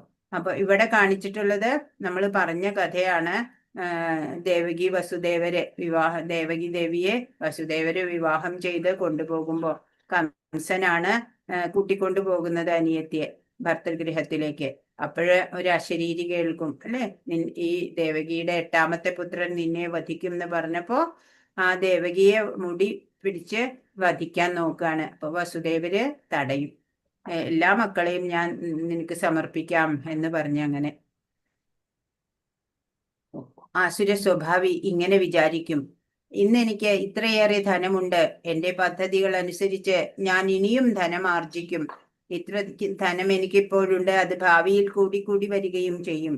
അയാൾ എന്റെ ശത്രുവാണ്, ഞാൻ അയാളെ കൊന്നു. ഇനിയുള്ള ശത്രുക്കളെയും ഞാൻ കൊല്ലും. ഞാൻ എല്ലാറ്റിനും ഉടമയാണ്, ഞാൻ സുഖിയാണ്, എല്ലാം തികഞ്ഞവനാണ്, ബലവാനും സന്തുഷ്ടനും സമ്പന്നനുമാണ്. കുലീനരായ ബന്ധുക്കളുണ്ട് എനിക്ക്, എന്നോളം ശക്തിമാനും സന്തോഷവാനുമായി ആരുണ്ട്? ഞാൻ യാഗങ്ങൾ അനുഷ്ഠിക്കും, ദാനം ചെയ്യും, സന്തോഷിക്കും എന്നെല്ലാം ഓർത്ത് അവർ അജ്ഞാനത്താൽ മോഹിതരാവും.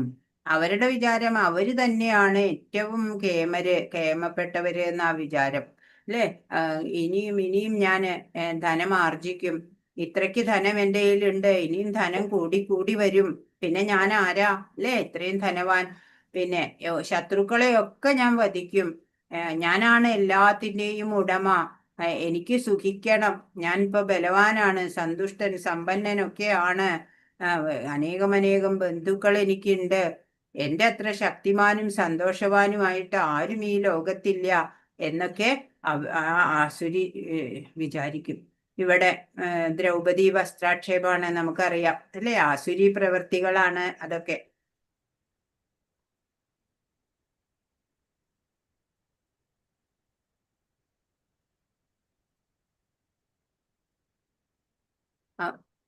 അപ്പോ 16ാമത്തെ ശ്ലോകം. അനേക ചിത്തവിഭ്രാന്ത മോഹജാല സമാവൃത പ്രസക്ത കാമഭോഗേഷു പതന്തി നരകേഷു ചൗ. ഇങ്ങനെ പലവിധം ആകാംക്ഷകളിൽപ്പെട്ട് വലഞ്ഞും വ്യാമോഹത്തിന്റെ വലയിൽ കുടുങ്ങിയും ഇന്ദ്രിയ സുഖങ്ങളിൽ അത്യാസക്തരായി അവർ നരകത്തിൽ വീഴുന്നു. ആസുരപ്രകൃതക്കാരെന്താ ചെയ്യണേ? ആകാംക്ഷയിൽ പെട്ട് വലയും, അല്ലെ? വ്യാമോഹമാണ് അവർക്ക്, യാഥാർത്ഥ്യമല്ല അവരറിയണത്. അങ്ങനെ ഇന്ദ്രിയ സുഖങ്ങളില് അതിയായിട്ട് ആസക്തരായിട്ട് അവര് നരകങ്ങളിൽ ചെന്ന് പതിക്കും എന്നാ പറയണേ. അപ്പോ അസുരപ്രകൃതക്കാര് ധനാർജനത്തിന് അധാർമിക പ്രവൃത്തികളൊക്കെ ചെയ്യും, അല്ലെ? തൃഷ്ണയാണ് അവർക്ക് കൂടുതല്. ഇവിടെ കാണിച്ചിരിക്കുന്നത് ശിശുപാലന്റെ കഥയാ. ഇത് നമ്മൾ മുമ്പ് പറഞ്ഞതാ കഥ. ശിശുപാലന്റെ കഥയാണ്. ശിശുപാലനെ ഭഗവാൻ അവിടെ രാജസൂയത്തിൽ വെച്ചിട്ട് വധിക്കുന്നതാ. 17. നിഷേധികളും സ്വയം സംതൃപ്തരുമായി സമ്പത്ത്, ദുരഭിമാനം ഇവയാൽ വ്യാമോഹിതരായി അഹങ്കാരത്തോടെ അവർ ചിലപ്പോൾ വൈദിക വിധികൾ അനുസരിക്കാതെ തന്നെ പേരിന് ചില യജ്ഞങ്ങൾ അനുഷ്ഠിക്കാറുണ്ട്. അപ്പൊ അവര് അസുരി സ്വഭാവികള് തികച്ചും നിഷേധികളായിരിക്കും. അവര് സ്വയം സംതൃപ്തരാണെന്ന് കണക്കാക്കും. സമ്പത്ത്, ദുരഭിമാനം ഇതുകൊണ്ടൊക്കെ വ്യാമോഹിതരായിട്ട് അഹങ്കാരത്തോടെയാണ് അവര്. ചിലപ്പോൾ അവര് യജ്ഞങ്ങളൊക്കെ നടത്തും, അത് നല്ല കർമ്മമാണെന്ന്, ഞാൻ ചെയ്യുന്നുണ്ട് എന്ന് കാണിക്കാൻ വേണ്ടിയിട്ട്. അപ്പൊ ഇവിടെ കാണിച്ചിരിക്കുന്നത് ഒരു അസുരനാണ്. ആ അസുരൻ തപസ് ചെയ്യാണ് ശിവനെ പ്രത്യക്ഷപ്പെടുത്താനായിട്ട്. ശരീരത്തിലെ മാംസം പോലും എടുത്ത് ഹോമിക്കാൻ തയ്യാറാവും എന്ന്. അങ്ങനത്തെ ഉള്ള ആസുരീകമായിട്ടുള്ള തപസ്യകളൊക്കെ ചെയ്യും അവര്. അങ്ങനെ ശിവൻ പ്രത്യക്ഷപ്പെട്ടിട്ട്, ഭസ്മാസുരനാണ്, ശിവൻ പ്രത്യക്ഷപ്പെട്ടിട്ട് വരം കൊടുക്കും, അല്ലെ? എന്താണ് വരം കൊടുക്കുക? ഞാൻ കൈകൊണ്ട് തൊടുന്ന എല്ലാവരും ഭസ്മമായി പോകണം എന്ന്. അപ്പൊ തഥാസ്തു എന്ന് പറഞ്ഞു. അങ്ങനെ എണീറ്റപ്പോഴേക്കും ശിവന്റെ നേരെ കൈവയ്ക്കാൻ ഓടുകയാണ്, ശിവനെ ഭസ്മമാക്കാൻ. അങ്ങനെ പിന്നെ വിഷ്ണു ഭഗവാൻ വന്നിട്ട് ഇദ്ദേഹത്തോട് പറയാം, അതിനെന്തിനാ മറ്റുള്ളവരുടെ മേല് കൈവയ്ക്കണേ? സ്വയം കൈവച്ച് നോക്കൂ, അപ്പൊ അറിയാലോ ഭസ്മമാവുന്നുണ്ടോന്ന്. അങ്ങനെ ഭസ്മാസുരന്റെ കഥ. അപ്പോ അവർക്ക് ബുദ്ധിയില്ല, അല്ലേ? 18.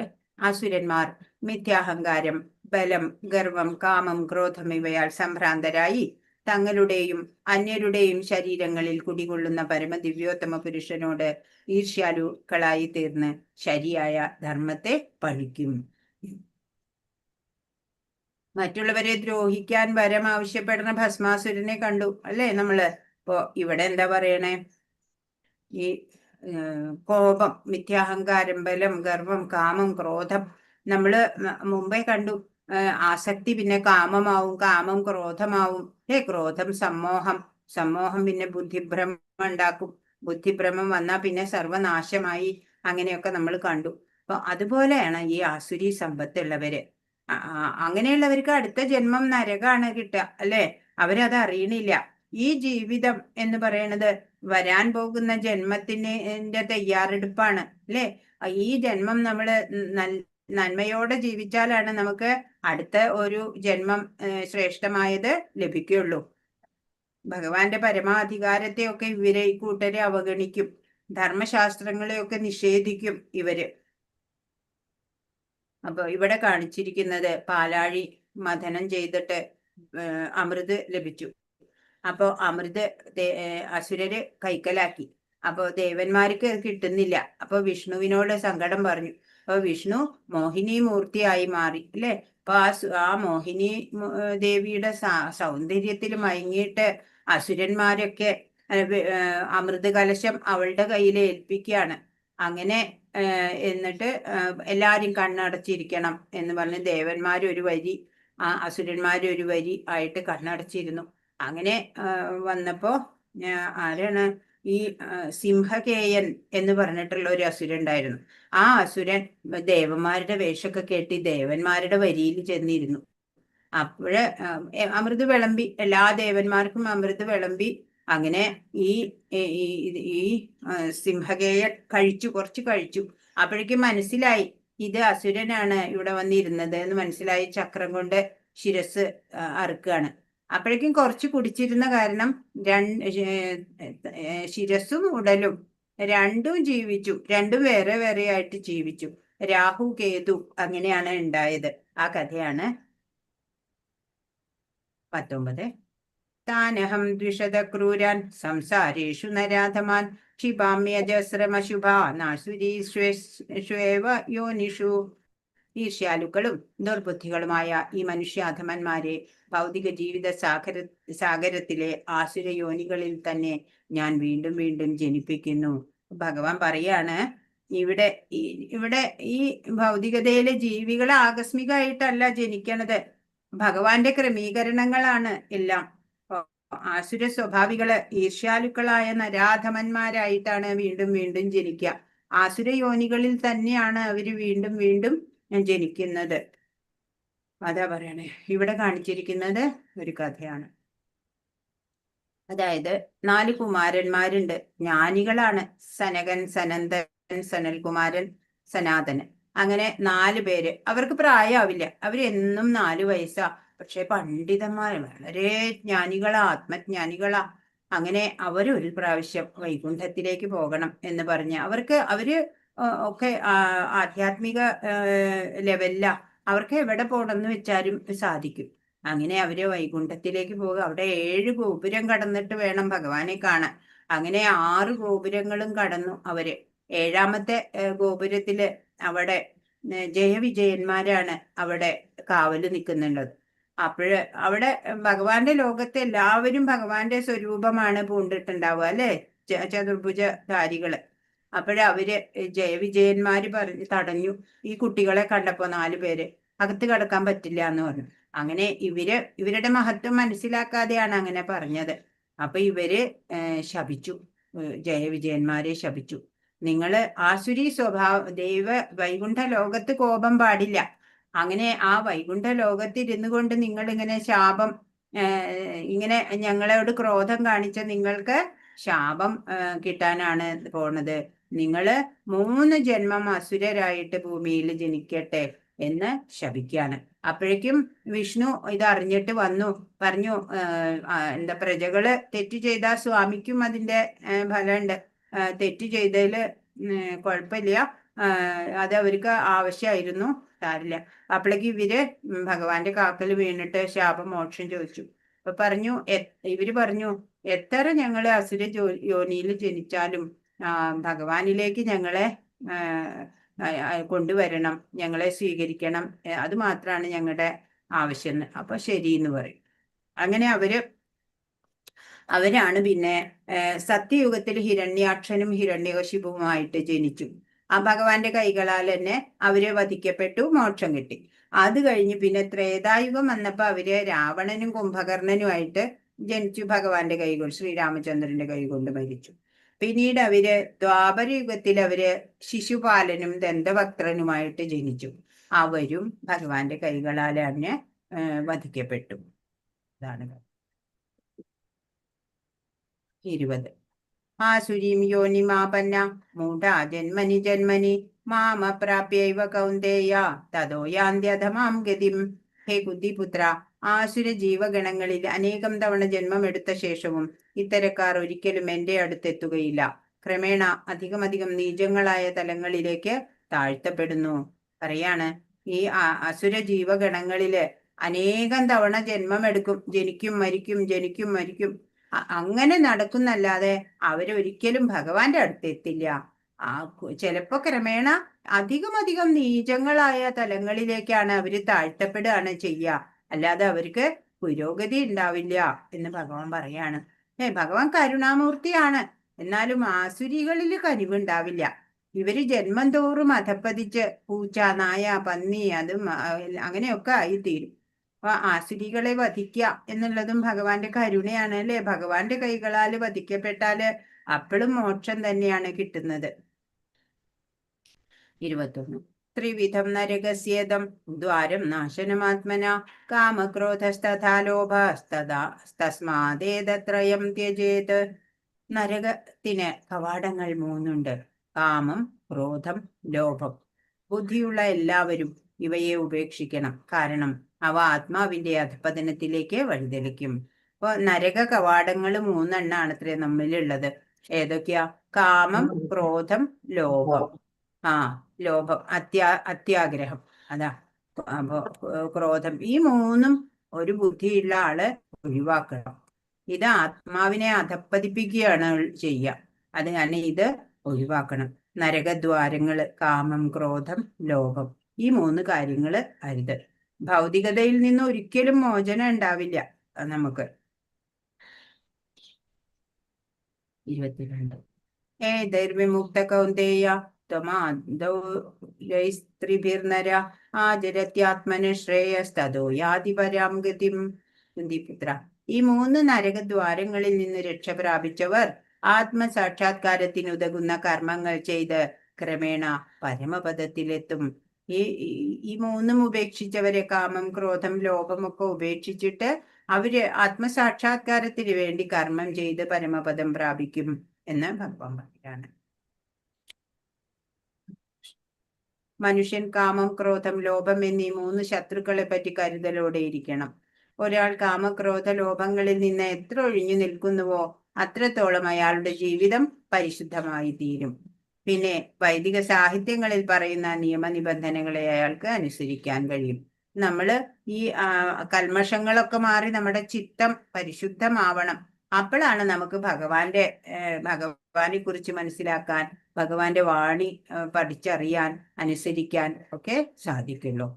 മനുഷ്യ ജീവിത നിയന്ത്രണത്തിനുള്ള ഈ പ്രമാണങ്ങളെ സ്വീകരിച്ചുകൊണ്ട് ക്രമേണ ആധ്യാത്മിക ഉന്നതിയിലേക്ക് ഉയരാം.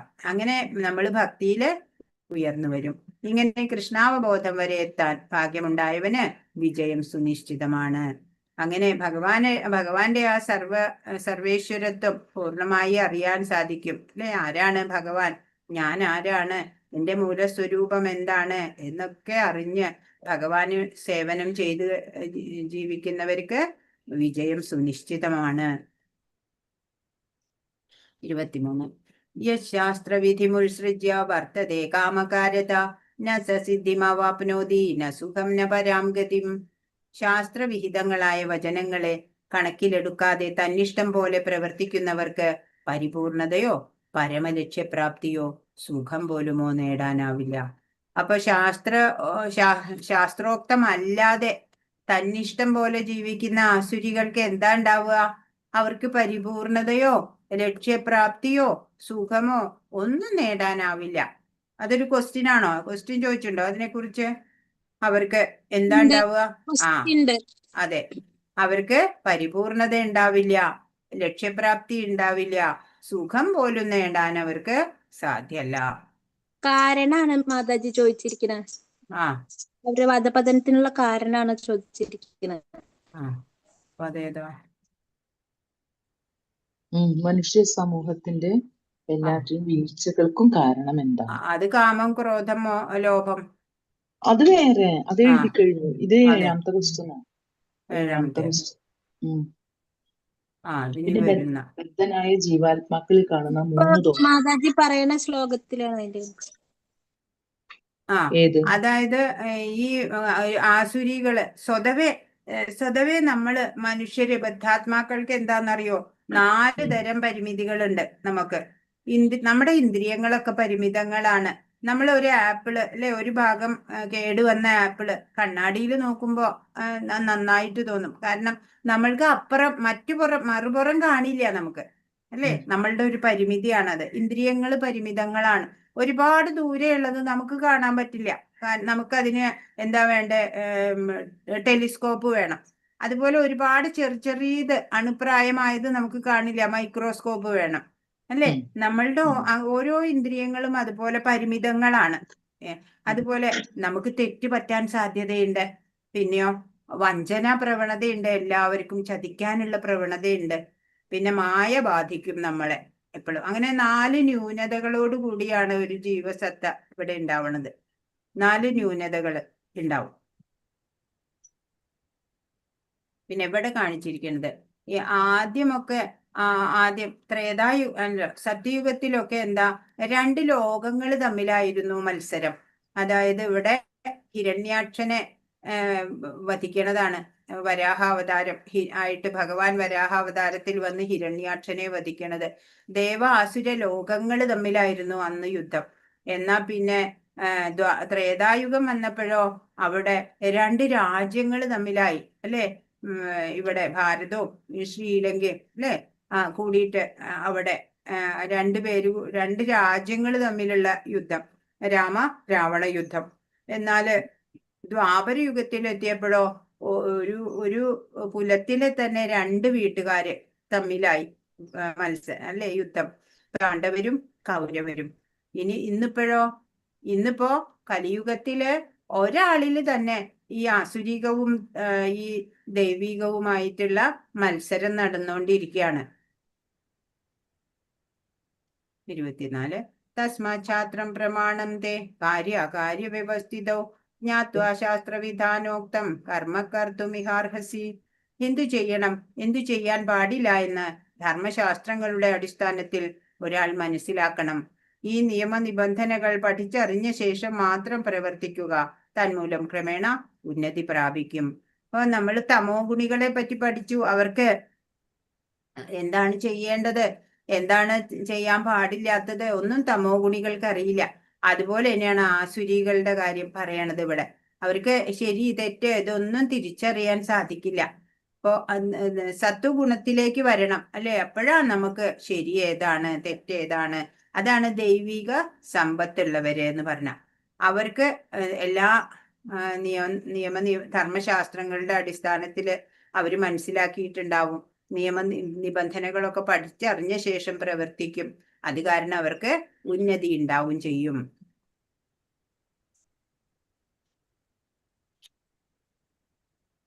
ശാസ്ത്രവിധികളൊക്കെ അനുസരിക്കേണ്ടവയാണ്, അല്ലെ? ഇതിനെതിരായിട്ട് കാമക്രോധ ലോഭങ്ങളാലെ പ്രേരിതനായി പ്രവർത്തിക്കുന്നവര് പരിപൂർണത നേടില്ല. മനുഷ്യൻ ബുദ്ധിപൂർവം ഈ ജീവിതത്തെ സമുത്കൃഷ്ടമാക്കാനുള്ള നിബന്ധനകള് അനുസരിക്കാൻ ബാധ്യസ്ഥനാണ്. അങ്ങനെ അല്ല എന്നുണ്ടെങ്കില് തരം താഴപ്പെടും, അല്ലെ? നിഷിദ്ധമായതൊന്നും നമ്മൾ ചെയ്യരുത്. വൈദിക വിധികളെ എല്ലാം കൃഷ്ണനെ അറിയാനുള്ള വഴികളാണ് അതൊക്കെ. അപ്പൊ ഭഗവത്ഗീതയിലൂടെയും ഭഗവാനെ അറിഞ്ഞ് ആ കൃഷ്ണാവബോധം ഉൾക്കൊള്ളണം നമ്മള്. അവര് വേദസംഹിതകളിൽ നിന്ന് നേടാവുന്ന അത്രയും അറിവ് നേടിക്കഴിഞ്ഞു. ഭഗവത്ഗീത പഠിക്കുക, ഭഗവാനെ മനസ്സിലാക്കുക, അത്രയും ചെയ്താൽ തന്നെ മതി. അപ്പോ നമുക്ക് ചൈതന്യ മഹാപ്രഭു നമുക്ക് ഹരേ കൃഷ്ണ മഹാമന്ത്രം പറഞ്ഞു തന്നു, അല്ലെ? ഭക്തിപൂർവം ഭഗവത് സേവനത്തിൽ ഏർപ്പെടണം എന്ന് പറഞ്ഞു. ഭഗവത് പ്രസാദമായിട്ട് ആഹാരം കഴിക്കണം എന്ന് പറഞ്ഞു. ഭഗവത്ഗീതയിലൂടെ കൃഷ്ണനെ അറിയുകയും കൃഷ്ണാവബോധം ഉൾക്കൊള്ളുകയും ചെയ്ത് ഭക്തിയുത സേവനത്തിൽ മുഴുകുന്നവൻ വേദസംഹിതകൾക്ക് നൽകാവുന്നത്ര അത്യുത്കൃഷ്ട ജ്ഞാനം അത്രയും നേടിക്കഴിഞ്ഞു. ശ്രീ ചൈതന്യ മഹാപ്രഭു ഈ പ്രക്രിയ അത്യന്തം ലളിതമാക്കിയിട്ടുണ്ട്. ഹരേ കൃഷ്ണ കൃഷ്ണ കൃഷ്ണ ഹരേ ഹരേ, ഹരേ രാമ രാമ രാമ ഹരേ ഹരേ എന്ന മഹാമന്ത്രം ജപിക്കാനും ഭഗവത് സേവനത്തിൽ ഭക്തിപൂർവം ഏർപ്പെടാനും ഭഗവത് പ്രസാദം ഭക്ഷിക്കാനുമാണ് അദ്ദേഹം ജനങ്ങളോട് ഉപദേശിച്ചിട്ടുള്ളത്. ഈ ഭക്തി സാധനകളിൽ നേരിട്ട് ഏർപ്പെട്ടിരിക്കുന്ന ഒരാൾ വൈദിക സാഹിത്യങ്ങൾ വീണ്ടും വണ്ണം പഠിച്ചിട്ടുണ്ട് എന്ന് പറയാം. ഹരേ കൃഷ്ണ.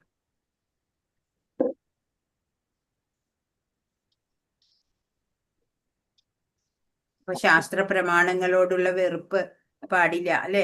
അത് എല്ലാ തരം വീഴ്ചകൾക്കും കാരണമാവും. വലിയ അപരാധാണ് അത്. അപ്പൊ ഈ ആസുരികൾക്ക് ശാസ്ത്രങ്ങളോടൊക്കെ വെറുപ്പാണ് ഉണ്ടാവുക, അല്ലെ? അതുകൊണ്ട് തന്നെ അവര് അധപ്പതിച്ചു പോകും, അല്ലെ? അത് ഏറ്റവും വലിയ അപരാധാണ്, അല്ലെ? അതാണ് അവര് ചെയ്യുന്ന തെറ്റ്. ഹരേ കൃഷ്ണ ഹരേ ഹരേ കൃഷ്ണ കൃഷ്ണ കൃഷ്ണ കൃഷ്ണ ഹരേ ഹരേ ഹരേ ഹരേ രാമ ഹരേ ഹരേ രാമ രാമ ഹരേ രാമ രാമ രാമ രാമ ഹരേ ഹരേ ഹരേ. ഹരേ. വാഞ്ചാകൽപതരുഭ്യശ്ച കൃപാസിന്ധുഭ്യൈവ ച പതിതാനാം പാവനേഭ്യോ വൈഷ്ണവേഭ്യോ നമോ നമഃ. അനന്തകോടി വൈഷ്ണവ വൃന്ദ കി ജയ്. ശ്രീല പ്രഭുപാദ് കി ജയ്. ഗുരു മഹാരാജ് കി ജയ്. ഹരേ കൃഷ്ണ. ഇന്ന് പറഞ്ഞതിൽ എന്തെങ്കിലും സംശയം ഉണ്ടെങ്കിൽ ചോദിച്ചോളൂ. ഹരേ കൃഷ്ണ.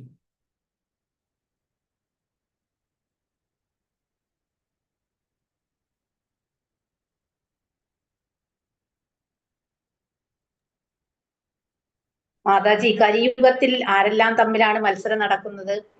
കലിയുഗത്തിൽ നമ്മുടെ ഉള്ളിൽ തന്നെയാണ് മത്സരം. നമ്മുടെ ഉള്ളിൽ തന്നെ ദൈവീ ഭാവവും ഉണ്ട്, ആസുരീ ഭാവവും ഉണ്ട്. ഒരാളുടെ ഉള്ളിൽ തന്നെ ഉണ്ട്.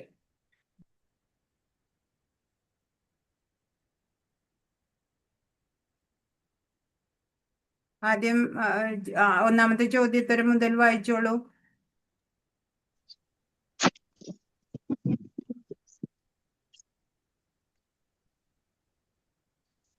ദിവ്യപ്രകൃതിയിൽ അനുഗ്രഹീതരായവർക്കുള്ള 26 ഗുണങ്ങൾ എന്തെല്ലാം? നിർഭയത, അസ്തിത്വത്തിന്റെ ബുദ്ധി, ആത്മീക ജ്ഞാനനിഷ്ഠ, ദാനം, ആത്മീയ നിയന്ത്രണം, യജ്ഞം, വേദപഠനം, തപസ്, ലാളിത്യം, അഹിംസ, സത്യം, ക്രോധമില്ലായ്മ, ത്യാഗം, ശാന്തി, പരദൂഷണത്തിൽ വെറുപ്പ്, സർവജീവികളോടും കാരുണ്യം, ലേഭേച്ഛ ഇല്ലായ്മ, മൃദുല സ്വഭാവം, വിനയം, സ്ഥിരനിശ്ചയം, തേജസ്, ക്ഷമ, ധൈര്യം, ശൗചര്യം, അസൂയരാഹിത്യം, ബഹുമതിക്കുള്ള വ്യജ്ഞ ഇല്ലായ്മ. ഇതെല്ലാം ദിവ്യപ്രകൃതിയിൽ അനുഗ്രഹീയമായ ദേവികർക്കുള്ള ഗുണങ്ങൾ. ബഹുമതിക്കുള്ള വാഞ്ച, ആഗ്രഹമില്ലായ്മ. ആഗ്രഹം.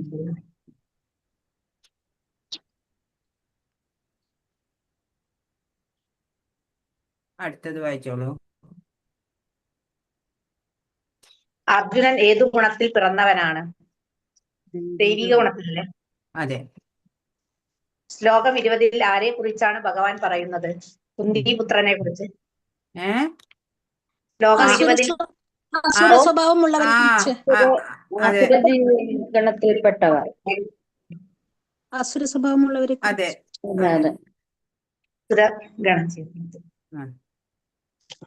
അസുര സ്വഭാവത്തിലുള്ളവരുടെ സ്വഭാവങ്ങൾ എങ്ങനെയാണ്? ഗർവം, അഹങ്കാരം, അഭിമാനം, ക്രോധം, പാരുഷവാജ്ഞാനം എന്നിവയാണ് അസുര ഗുണങ്ങൾ. അതെ. നരകത്തിന്റെ 3 കവാടങ്ങൾ ഏതെല്ലാം? അതെ. 20ാമത്തെ ശ്ലോകത്തില് ഒന്നും കൂടി നന്നാക്കി എഴുതാൻ പറ്റും. അവര് ആസുരി ഗണങ്ങളിലുള്ളവര് അനേകം ജന്മം എടുത്ത ശേഷവും ഭഗവാനെ പ്രാപിക്കില്ല. അവര് ക്രമേണ അവര് നീച തലങ്ങളിലേക്ക് താഴ്ത്തപ്പെടുകയാണ് ചെയ്യുക. അതാണ്. ഒന്നുകൂടി വിശദാക്കി എഴുതുമ്പോ ബന്ധനായ ജീവാത്മ കാണുന്ന 3 ദോഷങ്ങൾ എന്തെല്ലാം? എന്തൊക്കെയാ? ഇന്ദ്രിയ പരിമിതി, തെറ്റുപറ്റാൻ സാധ്യത, വഞ്ചന, വ്യാമോഹം. 4 എണ്ണം. ഇന്ദ്രിയ പരിമിതി. അതെ. തെറ്റുപറ്റാനുള്ള സാധ്യത. തെറ്റുപറ്റാൻ സാധ്യത.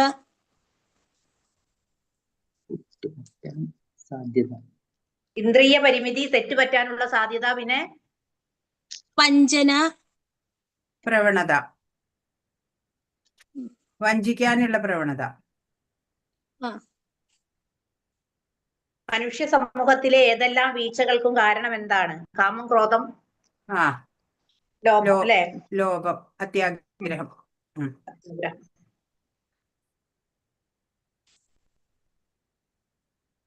പിന്നെയോ? ചൈതന്യ മഹാപ്രഭു ജനങ്ങളോട് ഉപദേശിച്ചത് എന്താണ്? ആസുര സ്വഭാവത്തിലുള്ള സ്വഭാവങ്ങൾ എങ്ങനെയാണ്? നരകത്തിന്റെ 3 കവാടങ്ങളല്ലേ മാതാജി? കാമം, ക്രോധം, ലോഭം. അതെ. അതും ആൻസർ മനുഷ്യ അഞ്ചാമത്തെ സമൂഹത്തിലെ കാമം, എല്ലാത്തരം ക്രോധം. വീഴ്ചകൾക്കും കാരണം ഭഗവാനെ കുറിച്ചുള്ള ജ്ഞാനം തരുന്ന പ്രമാണങ്ങളെ കുറിച്ചുള്ള വെറുപ്പ് അതെ ആണ്. അതെ. ശാസ്ത്ര ചൈതന്യ മഹാപ്രഭു ജനങ്ങളോട് ഉപദേശിച്ചത് എന്താണ്? എന്താ? ഹരേ കൃഷ്ണ. അതെ, ഹരേ കൃഷ്ണ. അതെ, ഹരേ കൃഷ്ണ, ഹരേ കൃഷ്ണ, അതല്ലേ? അതെ. അതെ. നാമജപം, പിന്നെ പ്രസാദമായിട്ട് ആഹാരം കഴിക്കുക, ഭഗവത് സേവനം ചെയ്യുക, അങ്ങനെ. ഹരികൃഷ്ണ മഹാമന്ത്രം ജപിക്കാനും ഭഗവത് സേവനത്തിൽ ഭക്തിപൂർവ്വം ഏർപ്പെടാനും ഭഗവത് പ്രസാദങ്ങൾ ഭക്ഷിക്കാനും ജനങ്ങളോട് ഉപദേശിച്ചു. അതെ. എത്രാമത്തെ ക്വസ്റ്റ്യൻ എത്ര? 10. പ്രസാദമായിട്ട് ആഹാരം കഴിക്കുക. ചൈതന്യ മഹാപ്രഭു ജനങ്ങൾ. ഇനിയുണ്ടോ ക്വസ്റ്റ്യൻ? ഇല്ല. ആസുര സ്വഭാവികളുടെ വീഴ്ചയ്ക്ക് കാരണം ശാസ്ത്ര പ്രമാണങ്ങളോടുള്ള വെറുപ്പ്, അല്ലേ? ഭഗവാൻ അപ്പൊ എല്ലാം കഴിഞ്ഞോ ചോദ്യോത്തരം? മാതാജി ഒന്നും കൂടി ഉണ്ട്. കലിയുഗത്തിൽ ആരെല്ലാം തമ്മിലാണ് മത്സരം നടക്കുന്നത്? അത് നമ്മൾ പറഞ്ഞു. നമ്മുടെ ഉള്ളിൽ തന്നെ. അതെ. നമ്മളുടെ ഉള്ളിൽ നിന്നാണ് അങ്ങനെ എഴുതേണ്ടത്. നമ്മിൽ തന്നെ ഉണ്ട് രണ്ടും. ഒരാളിൽ തന്നെ, ഒരു വ്യക്തിയിൽ തന്നെ ഉണ്ട് രണ്ടും. അപ്പൊ നമ്മിൽ തന്നെയെന്ന് അല്ലെ? ഒരു വ്യക്തിയിൽ തന്നെ 2 ഗുണം. കലിയുഗത്തിൽ ആര് തമ്മിലാണ് മത്സരം നടത്താൻ? നമ്മിൽ തന്നെ. എല്ലായി അല്ലേ? 9ാമത്തെ ക്വസ്റ്റ്യൻ ഏതാ? 9ാമത്തെ ക്വസ്റ്റ്യൻ കലിയുഗത്തിൽ ആരെല്ലാം തമ്മിലാണ് മത്സരം നടക്കുന്നത്? അതിന്റെ മുന്നിലത്തെ ക്വസ്റ്റ്യൻ അത് ലാസ്റ്റ്. അപ്പൊ 10ാമത്തെ ഏതാ? ശരി. ശരി 10 ഇല്ല അല്ലേ? ഞാൻ 9 പകരം 10 എഴുതി വെച്ചേക്കുക. 10 നമ്പർ ഇട്ടിട്ടുണ്ട്, ക്വസ്റ്റ്യൻ ഇല്ല. അതെ. മാതാജി, ചോദിക്ക്. എനിക്ക് 14ാം തീയതി ക്ലാസ് അറ്റൻഡ് ചെയ്യാൻ പറ്റിയില്ല. പക്ഷെ യൂട്യൂബ് നോക്കിയിട്ട് ഞാൻ ക്വസ്റ്റ്യൻ ആൻസർ എഴുതിയെടുത്തു. അതില് ബ്രഹ്മാവ് വാഴുന്ന ഗ്രഹം അത് എനിക്ക് കിട്ടിയില്ല. അത് സത്യലോകം, ബ്രഹ്മലോകം. മാതാജി കിട്ടാണ്ടായിരുന്നു. ഏതാ? തമസ സ്വഭാവിയുടെ ലക്ഷണങ്ങൾ എന്തെല്ലാം? ഏതാ? തമസ സ്വഭാവി താമസ സ്വഭാവിയുടെ ലക്ഷണം ആലസ്യം, നിദ്ര, അജ്ഞാനം, അലസത, അതൊക്കെ. ആലസ്യം, നിദ്ര, അജ്ഞാനം, അലസത. ശരി തെറ്റുകളൊന്നും അറിയില്ല. മഴയാണോ? ഹരേ കൃഷ്ണ. പിന്നെ ഏതെങ്കിലും രാജസ സ്വഭാവികളുടെ ലക്ഷണങ്ങളോ മാതാജി? ആസുരി സ്വഭാവികളുടെയോ?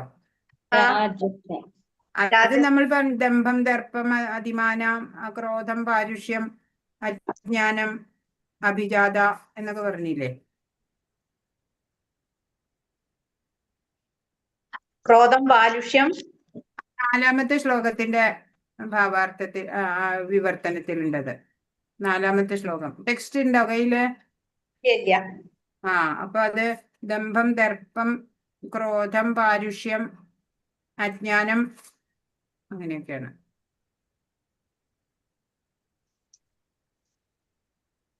വിദ്യാഹങ്കാരം, ബലം, ഗർവം, കാമം, ക്രോധം.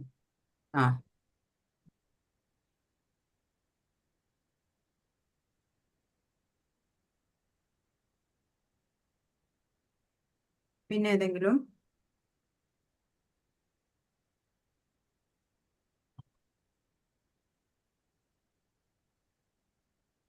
11:30 എന്നുള്ള സമയം നിങ്ങൾക്ക് ലെവൽ 2-ന് സ്യൂട്ടബിൾ ആണോ?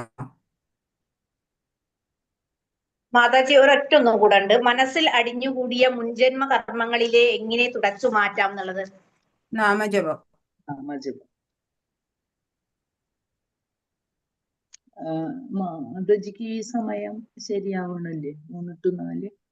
അതല്ല, അത് ഇപ്പൊ ഇവിടെ സ്റ്റുഡൻസ് കുറവാണ്, കണ്ടോ? 30 ഒക്കെയാണ് വരുന്നുള്ളൂ.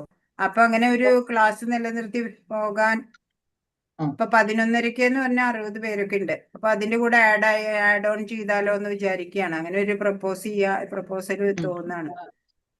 സാധ്യമാണോ നിങ്ങൾക്ക്?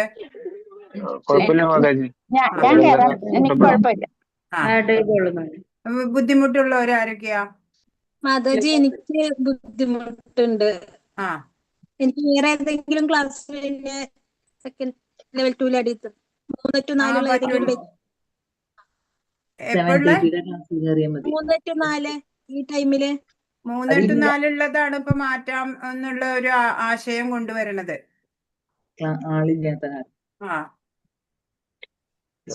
രണ്ട് ക്ലാസ് കൂടെ ഉള്ളൂ. അത് 2 ക്ലാസ് എടുക്കും ഈ സമയത്ത് തന്നെ നടക്കും. അത് നടക്കും. ലെവൽ 2-ല്. ഓക്കെ.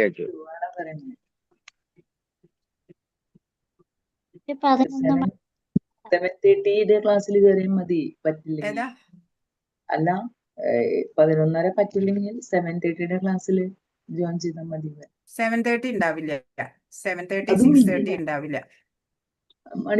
8:30 ആക്കിക്കോളും മാതാജി. 8:30 ഉണ്ടാവും. 8:30 രാവിലെ 6:30 ഉണ്ടാവും, 11:30 ഉണ്ടാവും, രാത്രി 8:30 ഉണ്ടാവും. 3 ക്ലാസ് ഉണ്ട്. 8:30 to 9:30. അതെ, 1 മണിക്കൂർ. 3 ക്ലാസ്സുകൾ. 11:30 ആക്കിക്കോളും മാതാജി. അപ്പൊ ജൂലി മാതാജി നോട്ട് ചെയ്യണ്ടോ? നോട്ട് ചെയ്യാം മാതാജി. ആയിരൊക്കെ പേര് പറഞ്ഞാൽ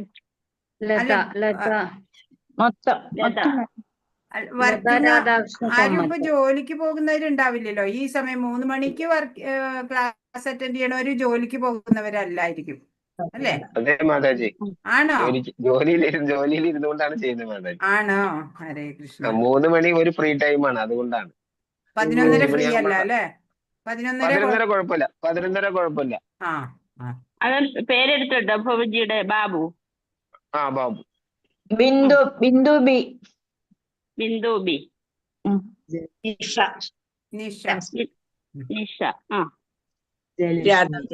രാധാജൻ. ജയലക്ഷ്മി. പ്രസന്നകുമാരി. രാധാകൃഷ്ണൻ. പ്രസന്നകുമാരി. രത്നകുമാരി ഓക്കെ ആണോ? രാജി തുളസിദാസ് ഓക്കെ ആണോ രത്നകുമാരി മാതാജി? ഞാന് ബാംഗ്ലൂർക്ക് പോവാണ് മാതാജി. എന്റെ ടൈം ഞാൻ അവിടെ ചെന്നാലും എനിക്ക് പറയാൻ പറ്റില്ല. അതെയോ? സ്മിത മാതാജി ഓക്കെ ആണോ? മാതാജി, എനിക്ക് ആ സമയത്ത് വേറൊരു കോഴ്സ് ചെയ്യണ്ടായിരുന്നു. രാജി തുളസിദാസ് മാതാജിയോ? ഓക്കെയാണ്. ഓക്കെയാണ്.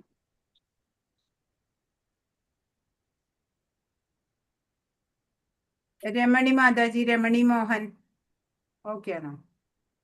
അൺമ്യൂട്ട് ചെയ്ത് പറയൂ.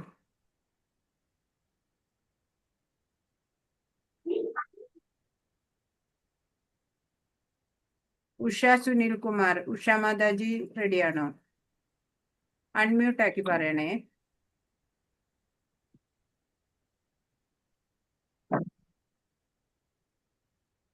ലെനോവോ ആരാ ഇത്? ലെനോവോ. സ്മിത ഓക്കെ ആണോ മാതാജിക്ക്? ഓക്കെ ആണോ? ഓക്കെ ആണ്. രശ്മി കെ മാതാജി എവിടെ? രശ്മി രാത്രി 8:30 മതി. ഓക്കെ. അപ്പൊ ചെയ്യോ? 8:30 ക്ലാസ് ഉണ്ടല്ലോ. അത് മതി. ഓക്കെ. അപ്പൊ രണ്ടാമത്തെ തുടക്കം മുതൽ കിട്ടില്ലേ? പിന്നെ അത് മതി. ഉം. ഓ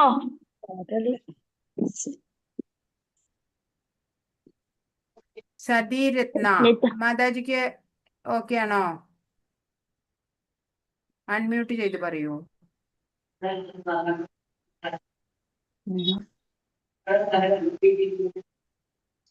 ആവുന്നില്ല മാതാജി. ഏ? രമണി മോഹൻ മാതാജി ഓക്കെ ആണോ? 11:30 ക്ലാസ്സിന് ഓക്കെ ആണ്. ഗിരിജ മാതാജി ഉണ്ടല്ലോ.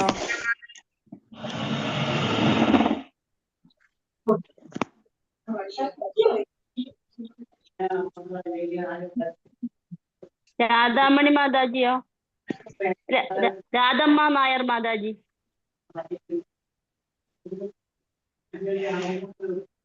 ഓക്കെ. ഓക്കെ.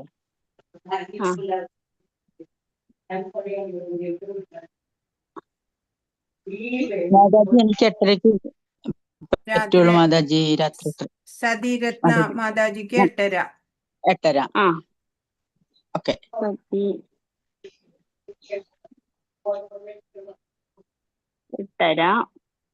തങ്കലക്ഷ്മി മാതാജി അല്ലേ ഇന്നലെ പറഞ്ഞത് കുഞ്ഞുണ്ട്? അതെ അതെ. അപ്പൊ മാതാജിക്ക് 11:30 ആണെങ്കിൽ ചില ദിവസമെങ്കിലും കയറാൻ പറ്റുമോ? നടക്കില്ല. ഇല്ല. കുഞ്ഞിനെ ഉറക്കുന്ന ടൈം ബിസി. രാത്രി 8:30 പറ്റുമോ? 8:30. അപ്പൊ അങ്ങോട്ട് തങ്കലക്ഷ്മി മാറ്റിക്കോളൂ. ഞാനാ ഉഷ മാതാജി ഉണ്ടല്ലോ. ഉഷ സുനിൽകുമാർ മാതാജി അൺമ്യൂട്ട് ചെയ്യണില്ല എന്നാണ്. കേൾക്കുന്നില്ല മാതാജി, പറയുന്നുണ്ടോ എന്തെങ്കിലും? ആളെയും ഉഷ കാണാനില്ല. സുനിൽകുമാർ മാതാജി ഓഡിയോ ഇല്ല, വീഡിയോ ഇല്ല. ഇല്ല. അയ്യോ മാതാജി ആ എന്റെ പേര് ശാന്തി ചേര്. ഞാൻ 8:30 ക്ലാസ്സിന് ചോദിക്കും കേട്ടോ. ശരി. എന്താ മാതാജി പേര്? ശാന്തി. ശാന്തി. ശാന്തി ജയദേവ്. 8:30. പിന്നെ വത്സല മേനോൻ മാതാജി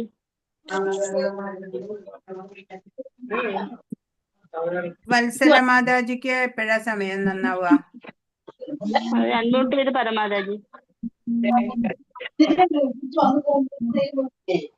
വീഡിയോ ഓഡിയോ ഒന്നും ഇല്ലാത്ത കാരണം വലിയ ബുദ്ധിമുട്ടാവണം. വിജയലക്ഷ്മി രാഘവൻ മാതാജി. വിജയലക്ഷ്മി രാഘവൻ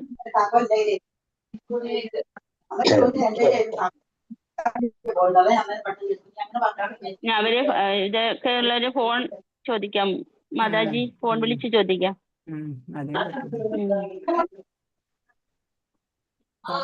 പറഞ്ഞു തരാൻ അവർക്ക് പറ്റുന്നില്ല.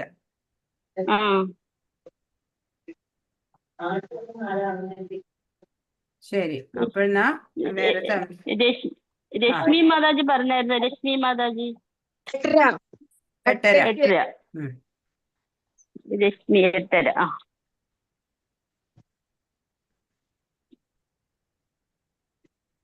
മാതാജി ക്ലാസ് എന്നാ സ്റ്റാർട്ട് ആവുന്നു? അടുത്ത ദിവസം 18 ദിവസത്തെ ക്ലാസ് കഴിഞ്ഞാൽ 19ാമത്തെ ദിവസം എക്സാം ആണ്. അതിന്റെ അടുത്ത ദിവസം ലെവൽ 2 ക്ലാസ് ആരംഭിക്കും. മാതാജി ഇത് യൂട്യൂബ് കിട്ടത്തില്ലേ? യൂട്യൂബ് കിട്ടും. ഇതിന് കേറാൻ പറ്റിയില്ലെന്നുണ്ടെങ്കിൽ അതിന് കേറാവല്ലോ. കേറാൻ പറ്റാത്ത ദിവസം യൂട്യൂബ് കാണാം. പക്ഷെ അറ്റൻഡൻസ് വേണമെന്നുണ്ടെങ്കിൽ നമ്മൾ ക്ലാസ്സിൽ വരണം. ഒന്നോ രണ്ടോ ഇടയ്ക്ക് ദിവസങ്ങളൊക്കെ നമുക്ക് യൂട്യൂബ് മാത്രമേ പറ്റുള്ളൂ. ക്ലാസ്സിൽ കയറാൻ പറ്റാതെ വന്നാലും കുഴപ്പമൊന്നുമില്ല.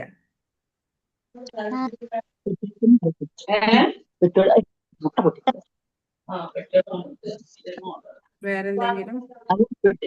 കുട്ടികൾക്ക് വേണം ലേശം കൊടുക്കാൻ. എനിക്ക് വേണമെന്നില്ല. ബാക്കി നീ കൊണ്ടേക്കോ. വെട്ടി തന്നെ കൊണ്ടേക്കോ.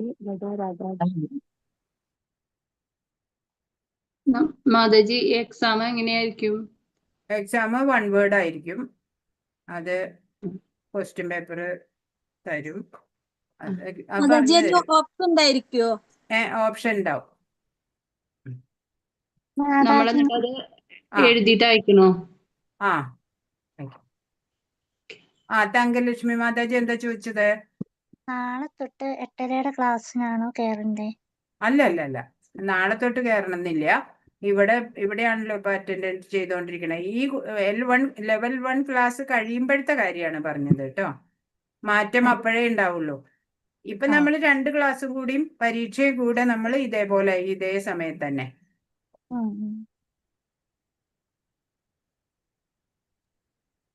ഹരേ കൃഷ്ണ മാതാജി. പറയൂ പ്രഭു. അപ്പൊ എന്നിപ്പോ എവിടെ ചേർത്തത്? പ്രഭു പറഞ്ഞില്ലല്ലോ. നിങ്ങൾ ആരും ചോദിച്ചില്ല. നിങ്ങൾ ചോദിച്ച് ഞാൻ വെയിറ്റ് ചെയ്തോണ്ടിരിക്കുക. പ്രഭുവിന് ഏതാ സമയം സ്യൂട്ടബിൾ ആവുക? എനിക്ക് പ്രഭു 11 കഴിഞ്ഞല്ലേ? ഇനി എഴുതണോ? അല്ല, എഴുതാൻ വേണ്ടിട്ടല്ല, പഠിക്കാൻ വേണ്ടിട്ടല്ലേ, അറിയാൻ വേണ്ടിട്ട്. അപ്പൊ 11:30 ചേർന്നോളൂ. എന്റെ ലെവൽ 1ഉം ലെവൽ 2ഉം ലെവൽ 3യുടെ എന്ന് പറഞ്ഞ രണ്ട് എക്സാമും കഴിഞ്ഞു. എന്താ പിന്നെ ഇതിപ്പോ രണ്ടാമത് 1ാം ക്ലാസ്സിൽ വന്നിരിക്കുകയാണോ? കേൾക്കാൻ വേണ്ടിട്ടേ. ഞങ്ങളെല്ലാം ഒരു ബാച്ച് ആയിരുന്നു മാതാജി. ശരി. എനിക്ക് രണ്ടാമത് കേട്ട് മനസ്സിലാക്കുക എന്നുള്ളതാണ്. രണ്ടാമത് വീണ്ടും കേൾക്കുക എന്നുള്ളത്. അതായിക്കോട്ടെ, അതാരും വേണ്ടെന്നൊന്നും പറയില്ല. ആയിക്കോട്ടെ. അപ്പൊ ഏതിലാ 11:30 ഇതിലെ ചേർക്കണം? 11:30 ചേർത്തിക്കോളൂ. പിന്നെ ഞാൻ രണ്ടാമതിന് ഇപ്പൊ എക്സാം എഴുതേണ്ട ആവശ്യമില്ലല്ലോ. ഇല്ല. ഓക്കെ, ശരി, വളരെ സന്തോഷം. ഓക്കെ, ഹരേ കൃഷ്ണ. ഹരേ കൃഷ്ണ. ഇനി ആരാ പറയാൻ ആരെങ്കിലും ബാക്കിയുണ്ടെങ്കിൽ പറയൂ. പ്രസന്നകുമാരി പറഞ്ഞതായിരുന്നല്ലോ. സിഗ്നകുമാരി മാതാജിക്ക് പറ്റത്തില്ലേ? അൺമ്യൂട്ട് ചെയ്തിട്ട് പറ മാതാജി. ഞാൻ ബാംഗ്ലൂർ പോവാണ്, അവിടെ ചെന്നാൽ എനിക്ക് ടൈം പറയാൻ പറ്റില്ലേ? ഓക്കെ മാതാജി.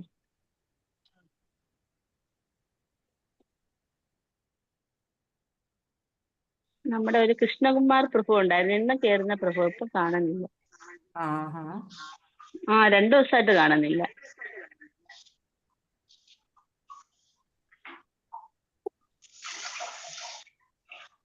വിളിക്കാം.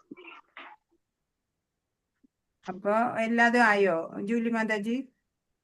എല്ലാരും ആയി. എല്ലാരും. പിന്നെ ഒരാൾ ലളിത ഭവാനി, അത് കിട്ടിയില്ലല്ലോ മാതാജി. മാതാജി ഉണ്ടല്ലോ, അൺമ്യൂട്ട് ചെയ്ത് പറയാമോ? വീഡിയോയും കാണുന്നില്ല. മാതാജി, ഞാൻ ക്ലാസ് കേൾക്കാനായിട്ടൊന്ന് കയറിയതാ. അല്ല, ക്ലാസ് അറ്റൻഡ് ചെയ്യുന്നില്ല. പറഞ്ഞോ. ഞാനേ വേറെ ക്ലാസ്സിൽ കയറുന്നതാ. ഇന്നത്തെ കാര്യം എനിക്ക് അറിയത്തില്ല. ഞങ്ങൾ 6:30യുടെ ക്ലാസ്സിനകത്ത് കയറിക്കൊണ്ടിരിക്കുന്നതാ. ആയിക്കോട്ടെ. വസന്ത മാതാജിയുടെ. വസന്ത മാതാജിയുടെ ക്ലാസ് ഞാനല്ലേ ഇപ്പൊ എടുക്കണേ? മാതാജി എടുക്കുന്നത്. അത് കേൾക്കാനായിട്ട്, ക്ലാസ് കേൾക്കാനായിട്ട് കയറിയതാ. ആയിക്കോട്ടെ. ഹരേ കൃഷ്ണ.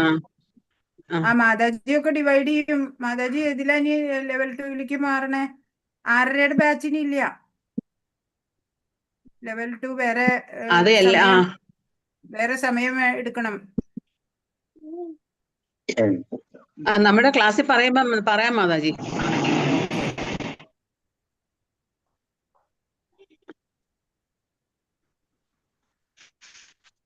പിന്നെ എന്നാ പിന്നെ നാളെ